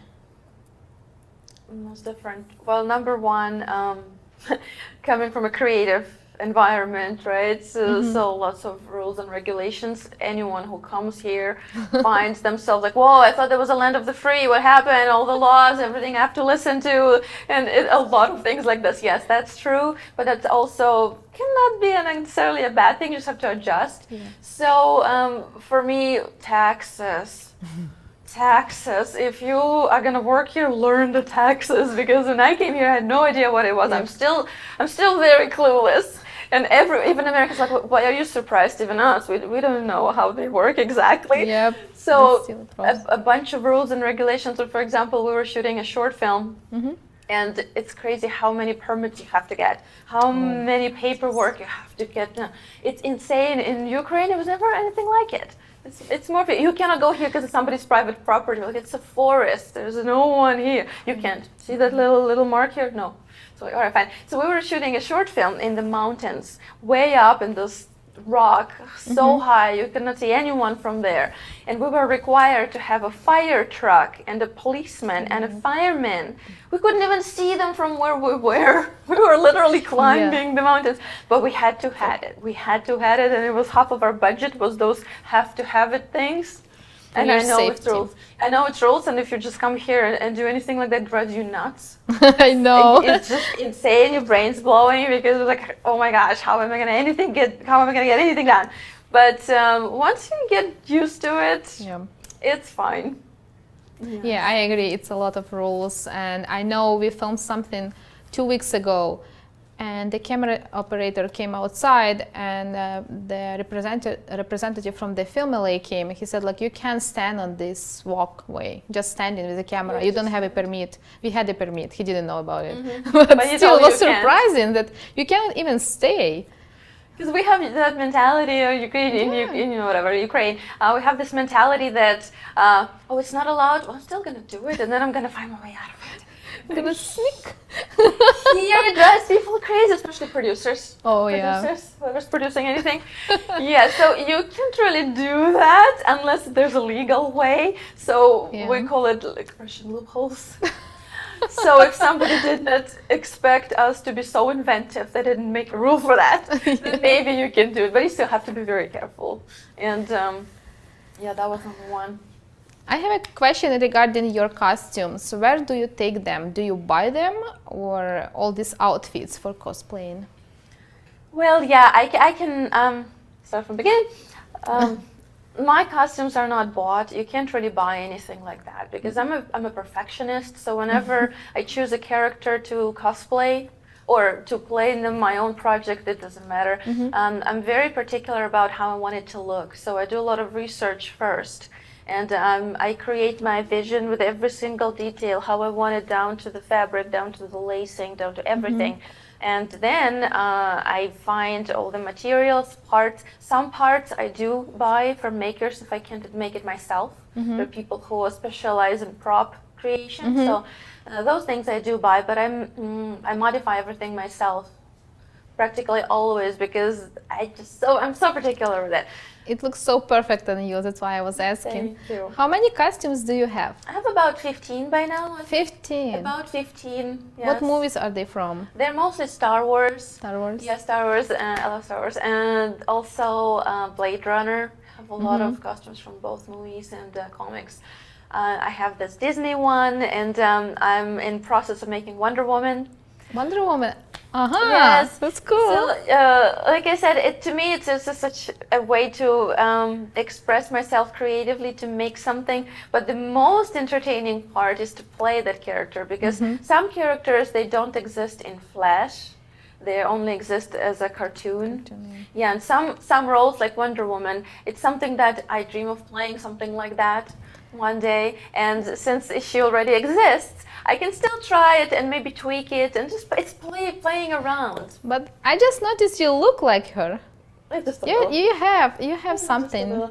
But now as an actor, I know my type, and those characters that I cosplay are within that type. So to me, it's like another, I call it non-stress acting because there's no movies, there's no expectations. You're your own boss. You can wear the costume, take pictures, and practice your skill. I specialize in embodying the character physically. So I do the voice, I do the walk, the physicality, along with the costume. Some people don't care about that. They only care about making something crazy complicated. So there's a lot of different fields where you can go with that. But my favorite is embodying the character. Did you know that Little Tokyo is one of only 3 official Japan towns in the US? There are all 3 in California. The other 2 are in San Francisco and San Jose. Do you have a favorite place to go here in LA? Yes, I do. So What my is favorite place is downtown and particularly Little Tokyo. Little Tokyo? I've never been in Little Tokyo actually. What is this? What is this about? It's like a little city, like little country. It's like all people from Japan are there, or what's happening? You know, a little bit of everything. So it's just the perfect place for a blissful peregrination where you just want to walk around and enjoy the surroundings and have fun. And that is a Japanese area. It's called Japanese Village, is the heart of it. A Japanese area downtown Los Angeles. Since there's a big population of Japanese people in here, they created this little spot, I call it like a little oasis. And if you love Japan and you can't go there, just want to experience Japan, this is the place to go. It's a little touristy, so don't get me wrong. There's another area that's not for tourists, that's also Japanese. But this one is just a little paradise, and it has all these cute stores with kawaii stuff, and has the Japanese restaurants, there's shopping, there's just always like a fun vibe in there. I just heard the familiar word to me, kawaii. That's Kawaii. my daughter, she's dying for it, and I'm afraid to bring her there because I kind of have a feeling I'm gonna leave a lot of money there. Yes, you will. Right? You can help. But all our geek community, the film community, everyone loves Japanese culture because there's so much intertextualization in the movies, in the animated even films with Japanese content culture. So all of us know it, all of us love it, and that's the place where you go to even maybe bump into somebody who you know from the conventions or the cosplay world. Awesome. I think we should go there. What do you think? I think we should. We should? We should. Are you ready? I was ready. You're ready. I would like to welcome Anna Danielian, the immigration lawyer based in Los Angeles. Hi, Anna. Hi, Oleksandra. Thank you so much for coming. I know you have a very tight schedule, and thank you so much for finding time for us. Thank you very much for inviting me to your show. Can you tell me what happened in your life that you decided to immigrate? Well, I mean, back in the days, I was a young girl, so nothing really happened in my life, but like lots of things were happening in my country. There was a huge earthquake in 1988 in Armenia, and also there was a war basically with the neighboring republic, Azerbaijan. And so as a young woman, I really didn't see a path for myself, like for a professional career or self-fulfillment. In Armenia then, I don't know how it is right now, but I don't think there were that many changes. Women after age of 20 were basically expected to get married and become mothers. And as far as their professional careers, there was never really that much of a focus on that. And I think as of recently, you know, it's changing, but it's changing very slowly. So for myself, I felt that, you know, I need a bigger platform to play and to experience different things. So within myself, for some reason, even though there weren't like a clear-cut path how to immigrate to the United States, somehow I always saw myself going there and becoming someone. So that's how it started, just an idea, just a feeling, just a desire. And you didn't have anybody in your family who... No, I had no family, I had no relatives, I didn't even have friends. So it was like a complete adventure. And yeah, and somehow I survived, and we're here today. So when was the last time when you were in Armenia? So actually I've been here since 1990, and in all these long years I went back only once, 20 years later, after not being there. So when I left, it was a Soviet country, and so I came here with a Soviet passport, and then, you know, like for 7 years I actually didn't have documents myself, because I came here just with a B1 business visa. I mean, it's a visa that allows you just short business activity. And I was supposed to be sponsored by a company for work, but that company never really took off. It was also some kind of an adventurous idea that this man had. So yeah, he invited like a lot of women from Russia and also men for a certain project that he had in mind. Mm-hmm. And then when it didn't take off, he just said, okay, you know, like I can buy you a ticket, you can go back or you can stay. So obviously most of the people stayed because it was the time of big upheavals in Soviet Union. Like a lot of republics were undergoing changes, and then they were becoming independent, and there were a lot of wars and a lot of conflicts going on. So most of the people decided to stay, and I stayed. And yeah, eventually I met a man, but he only had a green card, so I couldn't get a US citizenship. So even though I wasn't illegal per se, I wasn't allowed to leave the country or start, you know, like studying or anything like that. So it took a long time for me to become legal, and that's why, you know, my slogan on my law firm, it says that I'm a formerly undocumented immigrant who turned into an immigration lawyer. What did you do back in your country? I just studied. I studied literature. Yeah. And what idea you had when you moved here? What you wanted to be, who you wanted to be? I honestly had no idea. Yeah, I just came here. It was like completely clean slate. I mean, of course, I had different ideas. Like I wanted to make movies. You know, I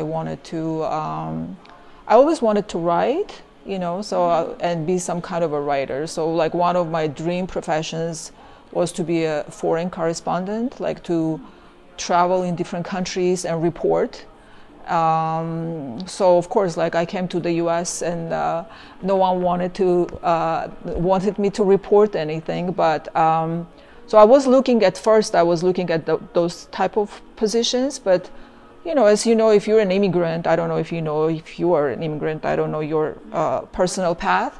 But if you don't have documents, your options are very limited. So you can only take whatever comes your way. And in a way, my profession also just came my way in a very casual way, because I was just looking for a job. So you became the immigration lawyer because of your status. You wanted to know more. No, so as an immigrant, I was just looking for a job.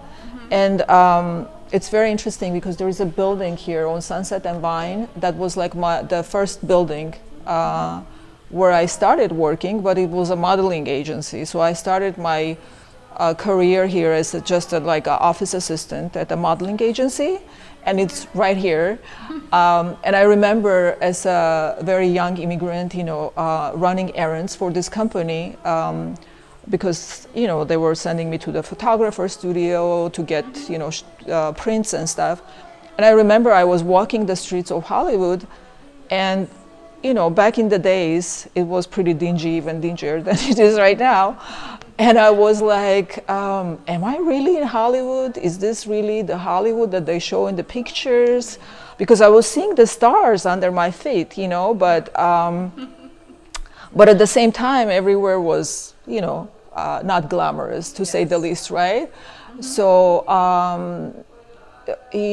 so I was wondering about that, but then I learned that, it is Hollywood, and Hollywood is not exactly how it is in the pictures.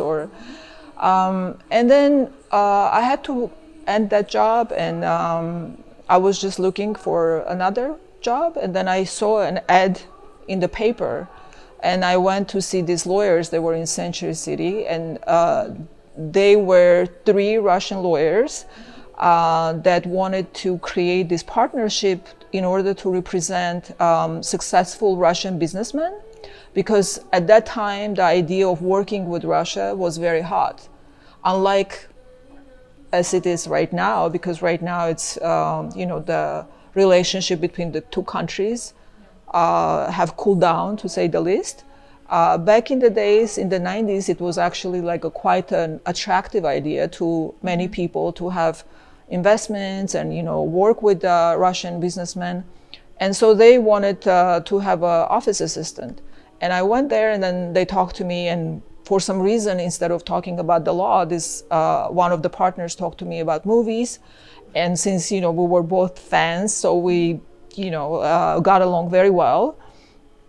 And they offered me a job, even though at that time I didn't know computers, I didn't know how to type. Like I wasn't prepared for the office job.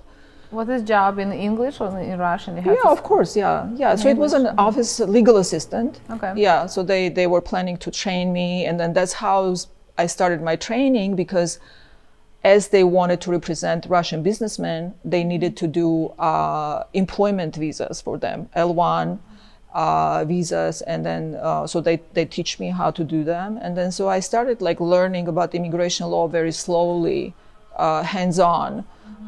And immigration law is the type of law that you don't really learn in school. So even if you go to Harvard and then you graduated from a very prestigious university, you don't learn. If they teach immigration law, that would be just one semester selective subject. Yeah. So it's one of the subjects that you can only learn if you have actual experience. And in my case, that's how it happened.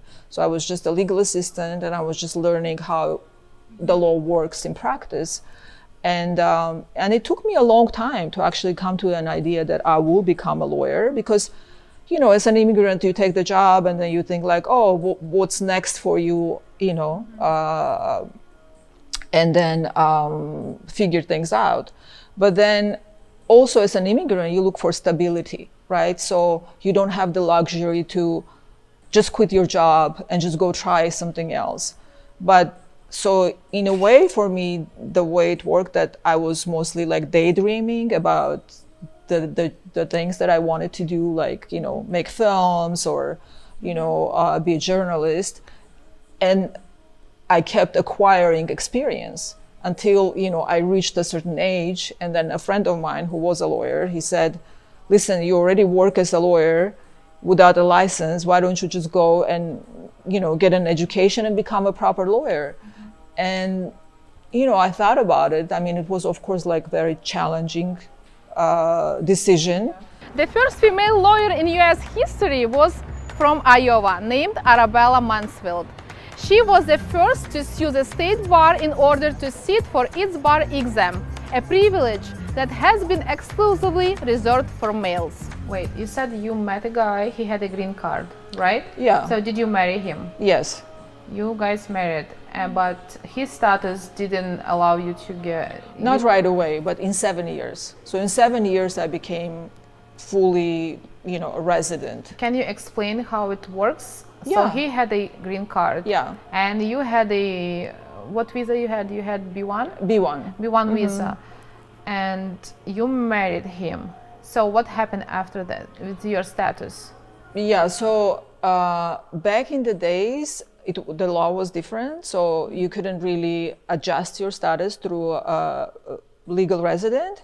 So the situation with those marriages, they actually vary from time to time, because if there are visas available in that category, so you could actually adjust. So at this time, for example, if you come here as a B1 or B2 or you know, like with any type of lawful status, and you enter with inspection and you marry a green card holder, you can actually adjust your status exactly the same way as the citizen, so long as you are legal and so long as you are not working without authorization. But back in the days was different, so it took me a long time.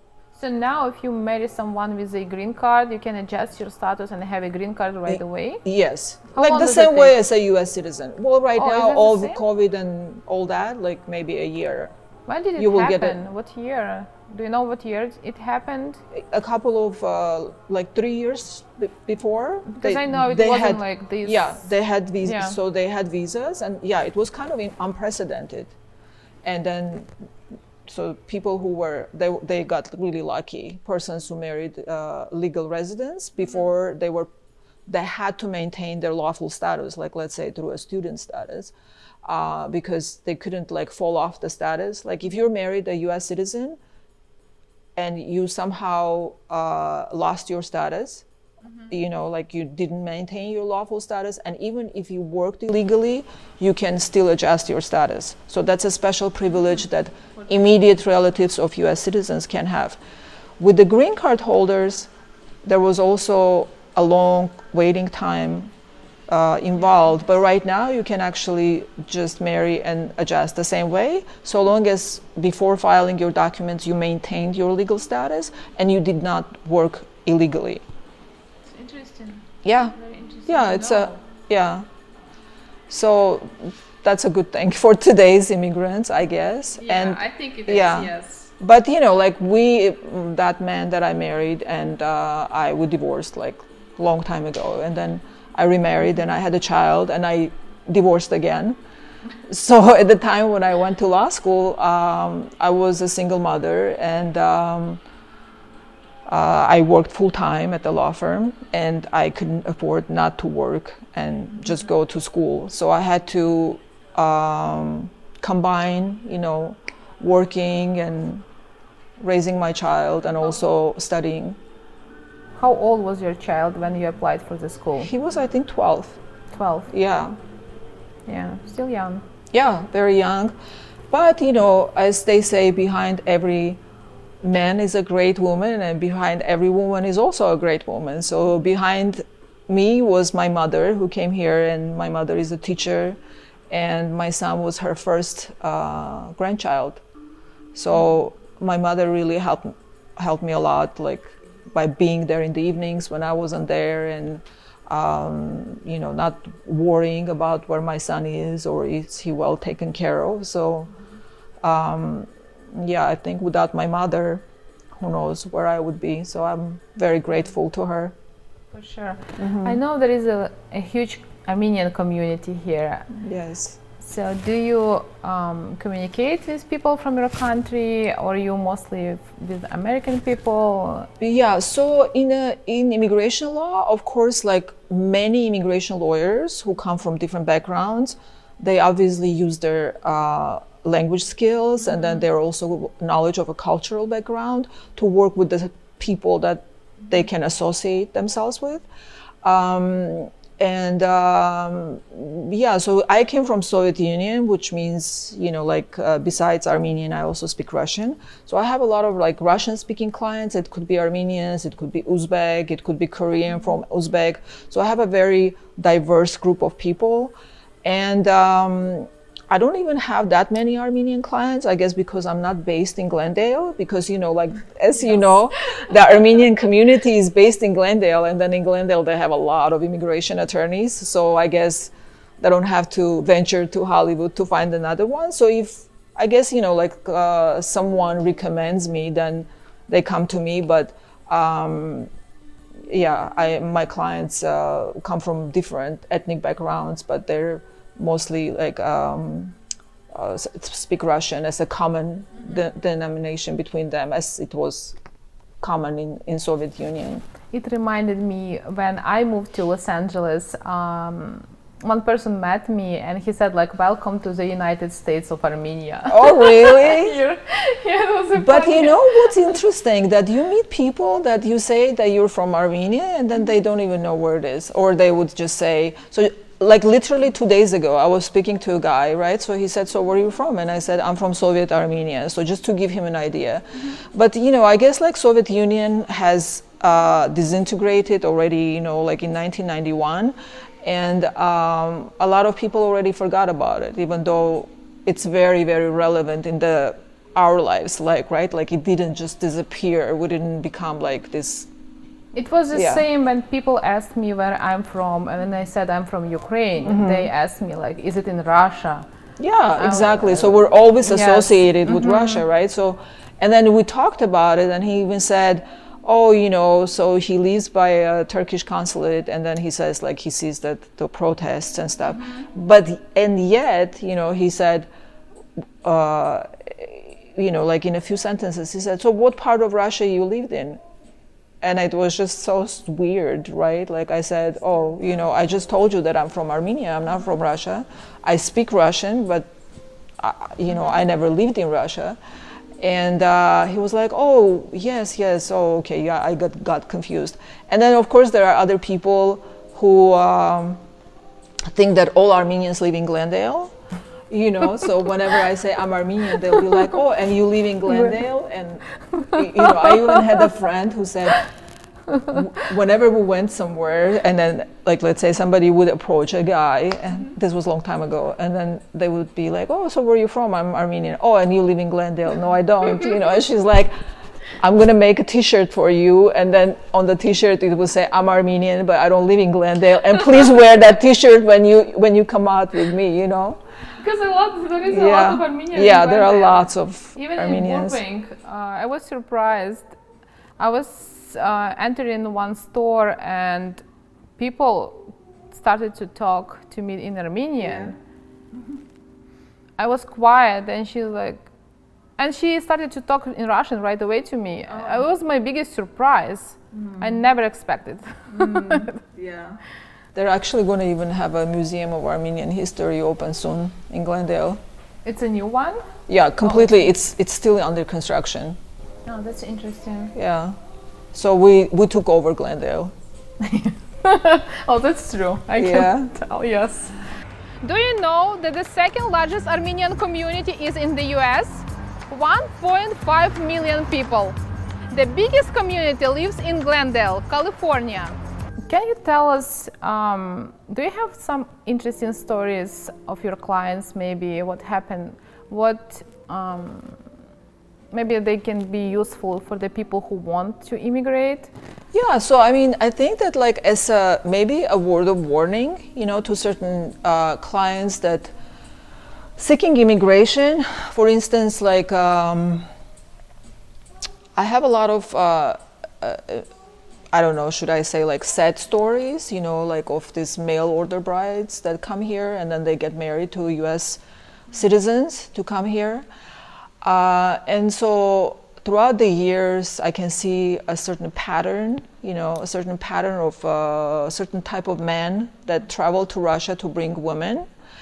So these are like older men. A lot of them are veterans. From here. Yes, from all kinds of states, you know, from all states.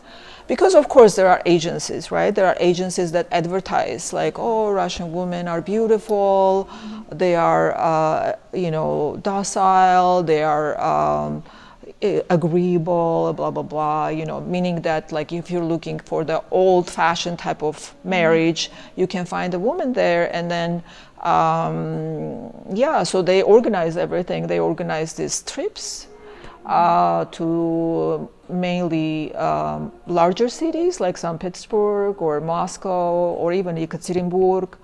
And then, so they bring a lot of women to introduce to this man. And a lot of women, because, you know, like their own personal situations, because they're divorced or they're of a certain age and they don't see options for themselves in their own country, they are not prone to really look into details, like to really understand if this is their soulmate or this is like a companion or true partner or whatever. So they're actually, you know, very quick in their decisions, right? So they get married and they come here. Most of them speak very limited English.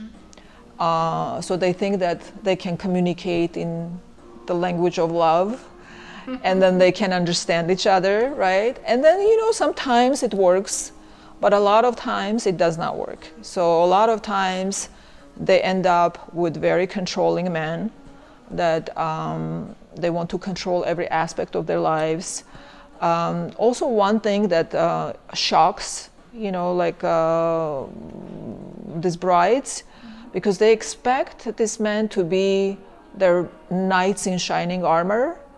And take care of them and make their lives this, you know, fairy tale where they're going to come and they're going to live like in one of those American films, right? Yeah, I just want to say that's what they see it in the TV, right? Like beautiful American dream. And then, you know, exactly, they have this house and da-da-da, and then they come and oftentimes the pictures that these men show, they're very deceiving. And then they end up in some kind of a shock that is filled with stuff, and then this man doesn't even want to allocate like any amount of money for household expenses. Like one woman was saying that she can't even buy a shampoo because her husband would say that it's too expensive, the shampoos that she chooses. It's very, very sad. And the other thing is like they always blame them, you know, like that.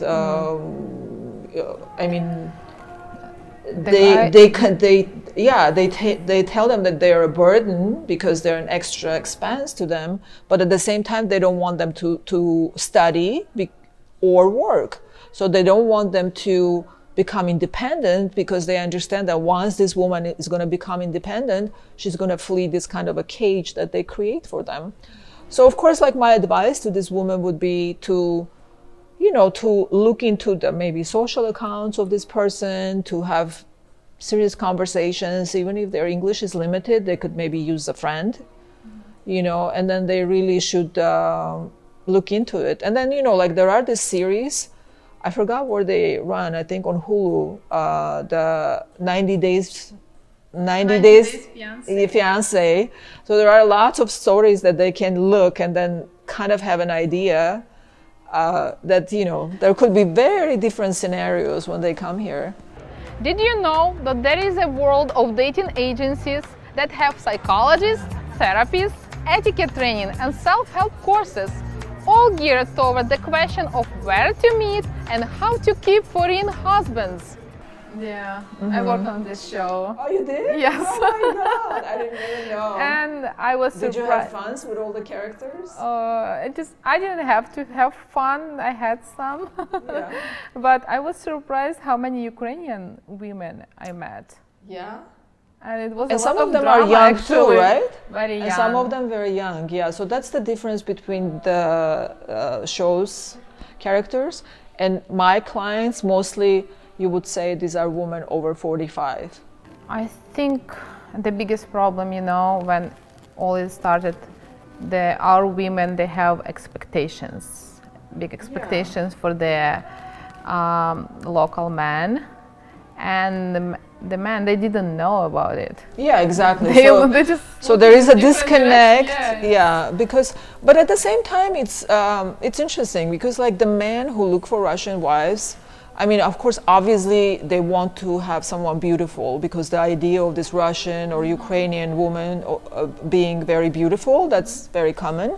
So, and sometimes men here feel like if they get a Russian wife, they can get someone out of their league, so to speak, right? Because they live in America, that's an attractive advantage that they have. So this woman would be more likely to go with them, which actually works for them. Yeah, so that works, yes. But then later on, they kind of want like a woman who's more old-fashioned, like who would be kind of like a, like a wingman of a man, like.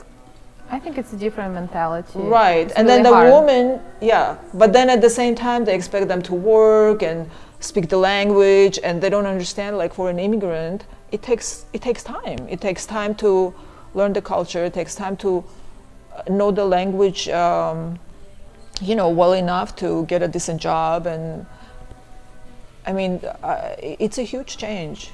I want to go back to your law school. Was it hard to be in a law school as a student? Yeah, of course it was very hard because I worked 8 hours a day and it's a pretty demanding job. Just as my route, I lived in Hollywood for I have been living in Hollywood since I don't know the 2000s. So I had to take my son to Koreatown, drop him off at his school, and then go to Encino to my office, then get off, and then at 4:30 so that I don't hit the traffic at rush hour, and drive to Glendale. So I can be there, and sometimes, I just slept in my car before the studies. My routine was, just to get green tea at Starbucks that was like across the street, and then sometimes just study something if I had a test in the car or at the coffee shop, or if I didn't, then I try to just have like a nap in my car. It calls dedication. Yes, and then go there and then stay up, and then like I would drink so much green tea, then later I would come home and I couldn't sleep, and I know. yeah. And how long did it take you? How many 4 years. 4 years. Yeah, so 4 years because it was a part-time studies. If it's full time, how many It's years? 3 years. 3 years. Yeah, so you have to go additional time if it's part-time. Can you tell me how much was it? The amount? law school, yeah. So I chose my law school for certain reasons, right? Because I actually by that time was working at a law firm as a paralegal for a long time, so I already knew I wanted to do immigration law, and kind of knew that I would have clients and stuff. So I really needed something affordable, close to my work. It had to be practical, so I couldn't just, I wasn't like one of those people who were in their 20s and decided to go to law school so that like a good law firm would pick them, because I already knew that I wanted to work for myself. And so this school is in Glendale, and I believe it was maybe 15,000 per year. So for 4 years you had 60,000. Yeah, Did you take a loan?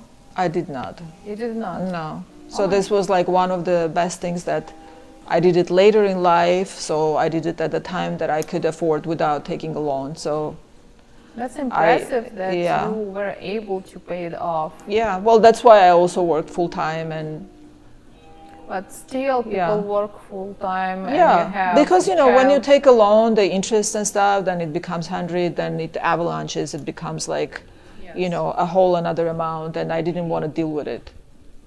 I wanted just to get my license and start working for myself. Nobody wants to deal with that. Some Right, people have to. right, of course. And I'm sure if I went to law school like younger, I probably would do that, but I felt like I have, less years to pay off that loan, so I decided to do it in one shot. But was it enough for you just to take these classes to become a lawyer? and No, start you have to also. So the hardest thing in becoming a lawyer, of course, like studies are very hard, but you also have to take a bar exam, and if you don't pass the bar exam, then you can't become a lawyer. And that's an interesting thing between being a lawyer in the United States and being a lawyer, like let's say in Russia or Armenia, because in Russia, for instance, if you graduate from the university as a lawyer, so you basically, it's called like jurist, which is like you're a lawyer. Whereas here, you get a JD, which is Juris Doctor. So you get a professional degree. But in fact, the way the system works here, as a Juris Doctor, you can't really do much. I mean, you can work the same as paralegal, for a lot of law firms doing research and, things like that. So again, like you're more in supporting roles, but you can't, for example, legally consult people. So in order for you to be a consultant, and because, like in immigration, there are a lot of consultants, even people who had one immigration case ever in their lives, they're all immigration consultants. Everybody has an experience in immigration law. But legally speaking, right, like you have to have a license, and for that you have to pass the bar exam. So, is it required after the school to pass this It's not exam? required, It's but not if you want to required. Okay. but if you want to call yourself a lawyer or attorney at law, so you have to pass. If you don't pass, then And you have to you're pay a for JD. this Yeah, you pay $1,000. $1,000. But it's a very grueling exam. It used to be three days, now it's 2 days. So the last time, at the time of COVID, they actually had it online, which made me very envious to the people who took it at home, and and I was like, I just wonder how much easier it is, like just as they say at home, even walls help. So. But how does it work? You said 2 days. It's like 2 straight days. How many hours? Yeah, does it take? it's like I don't remember exactly, but I think it's like 3 hours, then it's like a 1 hour break, and then another 3 hours. It's very grueling because the time limit. Oh, they give you what a time kills you, limit. it's a time limit. Yeah, because You have a timer. so you have like a multiple choice questions, like 200 of them. So each question is like I Tricky. think it's like a minute and a few seconds that you have to It's really fast. have the questions. Yeah, so a lot of people have to really train, because you have to not only read very fast, but you also have to, because they always give you 2 right answers. So there's like 1 wrong answer and 2 right, but 1 is It's more tricky, right right? than the other one. Yeah. So you have to choose the best, Okay. and that's a very hard task. But as soon as you pass this exam, this test, Yeah. are you able to practice? Yeah, so you have to be sworn in by a judge, and then you become a lawyer. But then, again, so there are lots of areas of the law, right, that you can choose that you don't even study in the university. So for example, if you want to be a like tax law lawyer, or if you want to be a bankruptcy lawyer. So if you never worked in the law firm, I mean, yes, you can open your own law firm, but what are you going to do? You really don't know anything about the law. So the fact that you learn about criminal law or constitutional law is not going to help you to become a good bankruptcy lawyer. So what does that mean? That means you have to become an associate lawyer in a law firm of your choice, and then start learning the law there. So what I'm trying to say for a lawyer, learning never ends. You have to always learn. My question is, Yeah. what did you do for 4 years if you have to learn more, and why Yeah. did you pay Yeah. $60,000 for this? That's a good question, but you know, that's how the system is set up. So you have to know all laws that are out there, right? Like a property law, constitutional law, criminal law.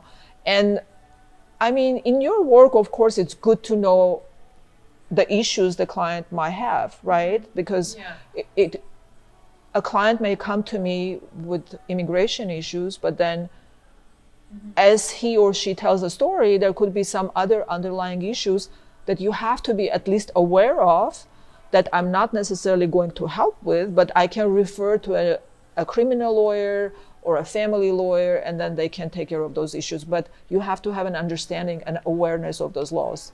Yes, and my question is, usually how it happens in the universities, for 2 years you are taking general classes, and after that you can choose your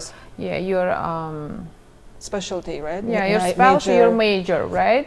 It's not like that. It's not like that. No, because you come there already with the bachelor degree, so you have to have a bachelor degree in order to start the law school. Okay.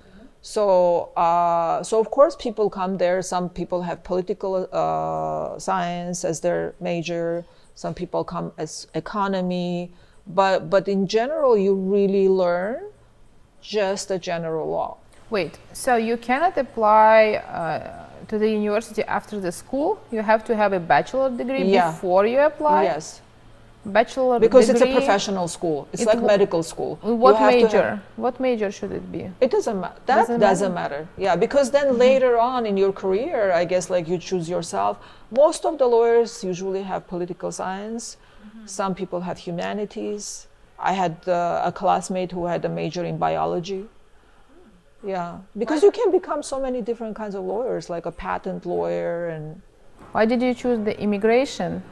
Yeah, I think I chose immigration because, remember how I said I wanted to become a writer? Yes. So I always wanted to tell people stories.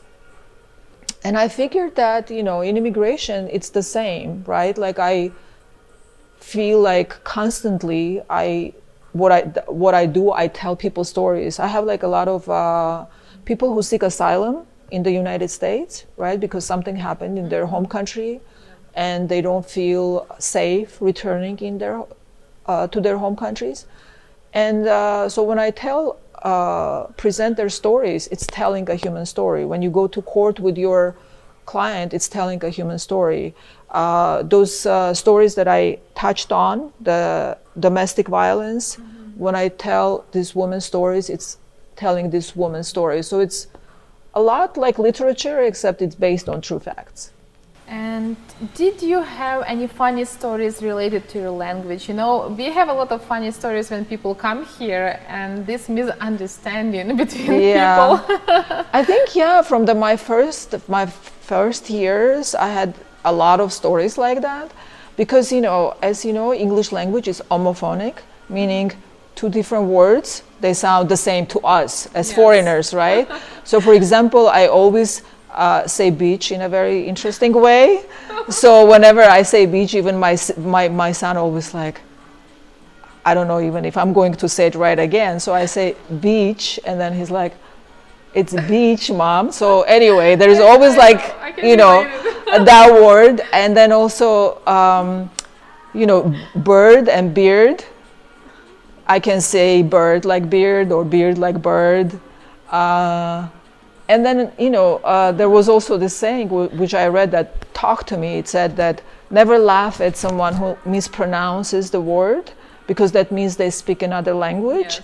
So that word for me was vague, you know. So I remember I was speaking to someone and I said, well, what you said is rather Wagyu. And then he was like, what? And he said, do you mean vague? And I'm like, vague. Okay, so that's how it's pronounced. Okay, so that's, and I never forget that. You know the pronunciation, I mean, I saw Wagyu and I'm like, okay, Wagyu. So that was probably the most memorable. Thank you so much. And thank you. It was a pleasure meeting you and talking listening to my stories. Of course, you know, it's a lot of information, good information. Thank you so much, and I wish you best of luck in your practice. Thank you.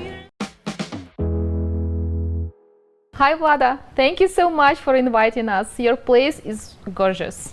I'm in love with it. Thank you, thank you. I think it's wonderful to host you. How long have you been in the US? For how long? I'm in the US now for almost 32 years. 32 years. 32 years. Wow. What year was that? I came in 1989. I was 19 years old, and I'm about to turn 52 this year. So yeah, I've been here for quite a long time, almost 33 years now. Yeah. Why did you come here that time? Well, like a lot of people who decide to leave their country, there's usually a good reason.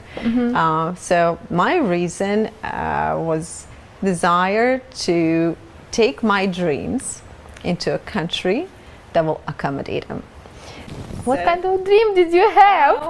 There's all kinds of dreams, and so first of all, being born as a girl in a culture that I grew up in has its disadvantages the moment you were born. So unfortunately, in a place I was growing up, being a girl meant that you can't, you shouldn't, it's not nice, it's not for girls, that's not for you, you don't know how, and all these little things that would limit a young woman in living out her talents or her dreams. Not to, on top of that, obviously at the time when I was growing up, my country, which was Yugoslavia at that time, was communist. And so that too had a lot of limitations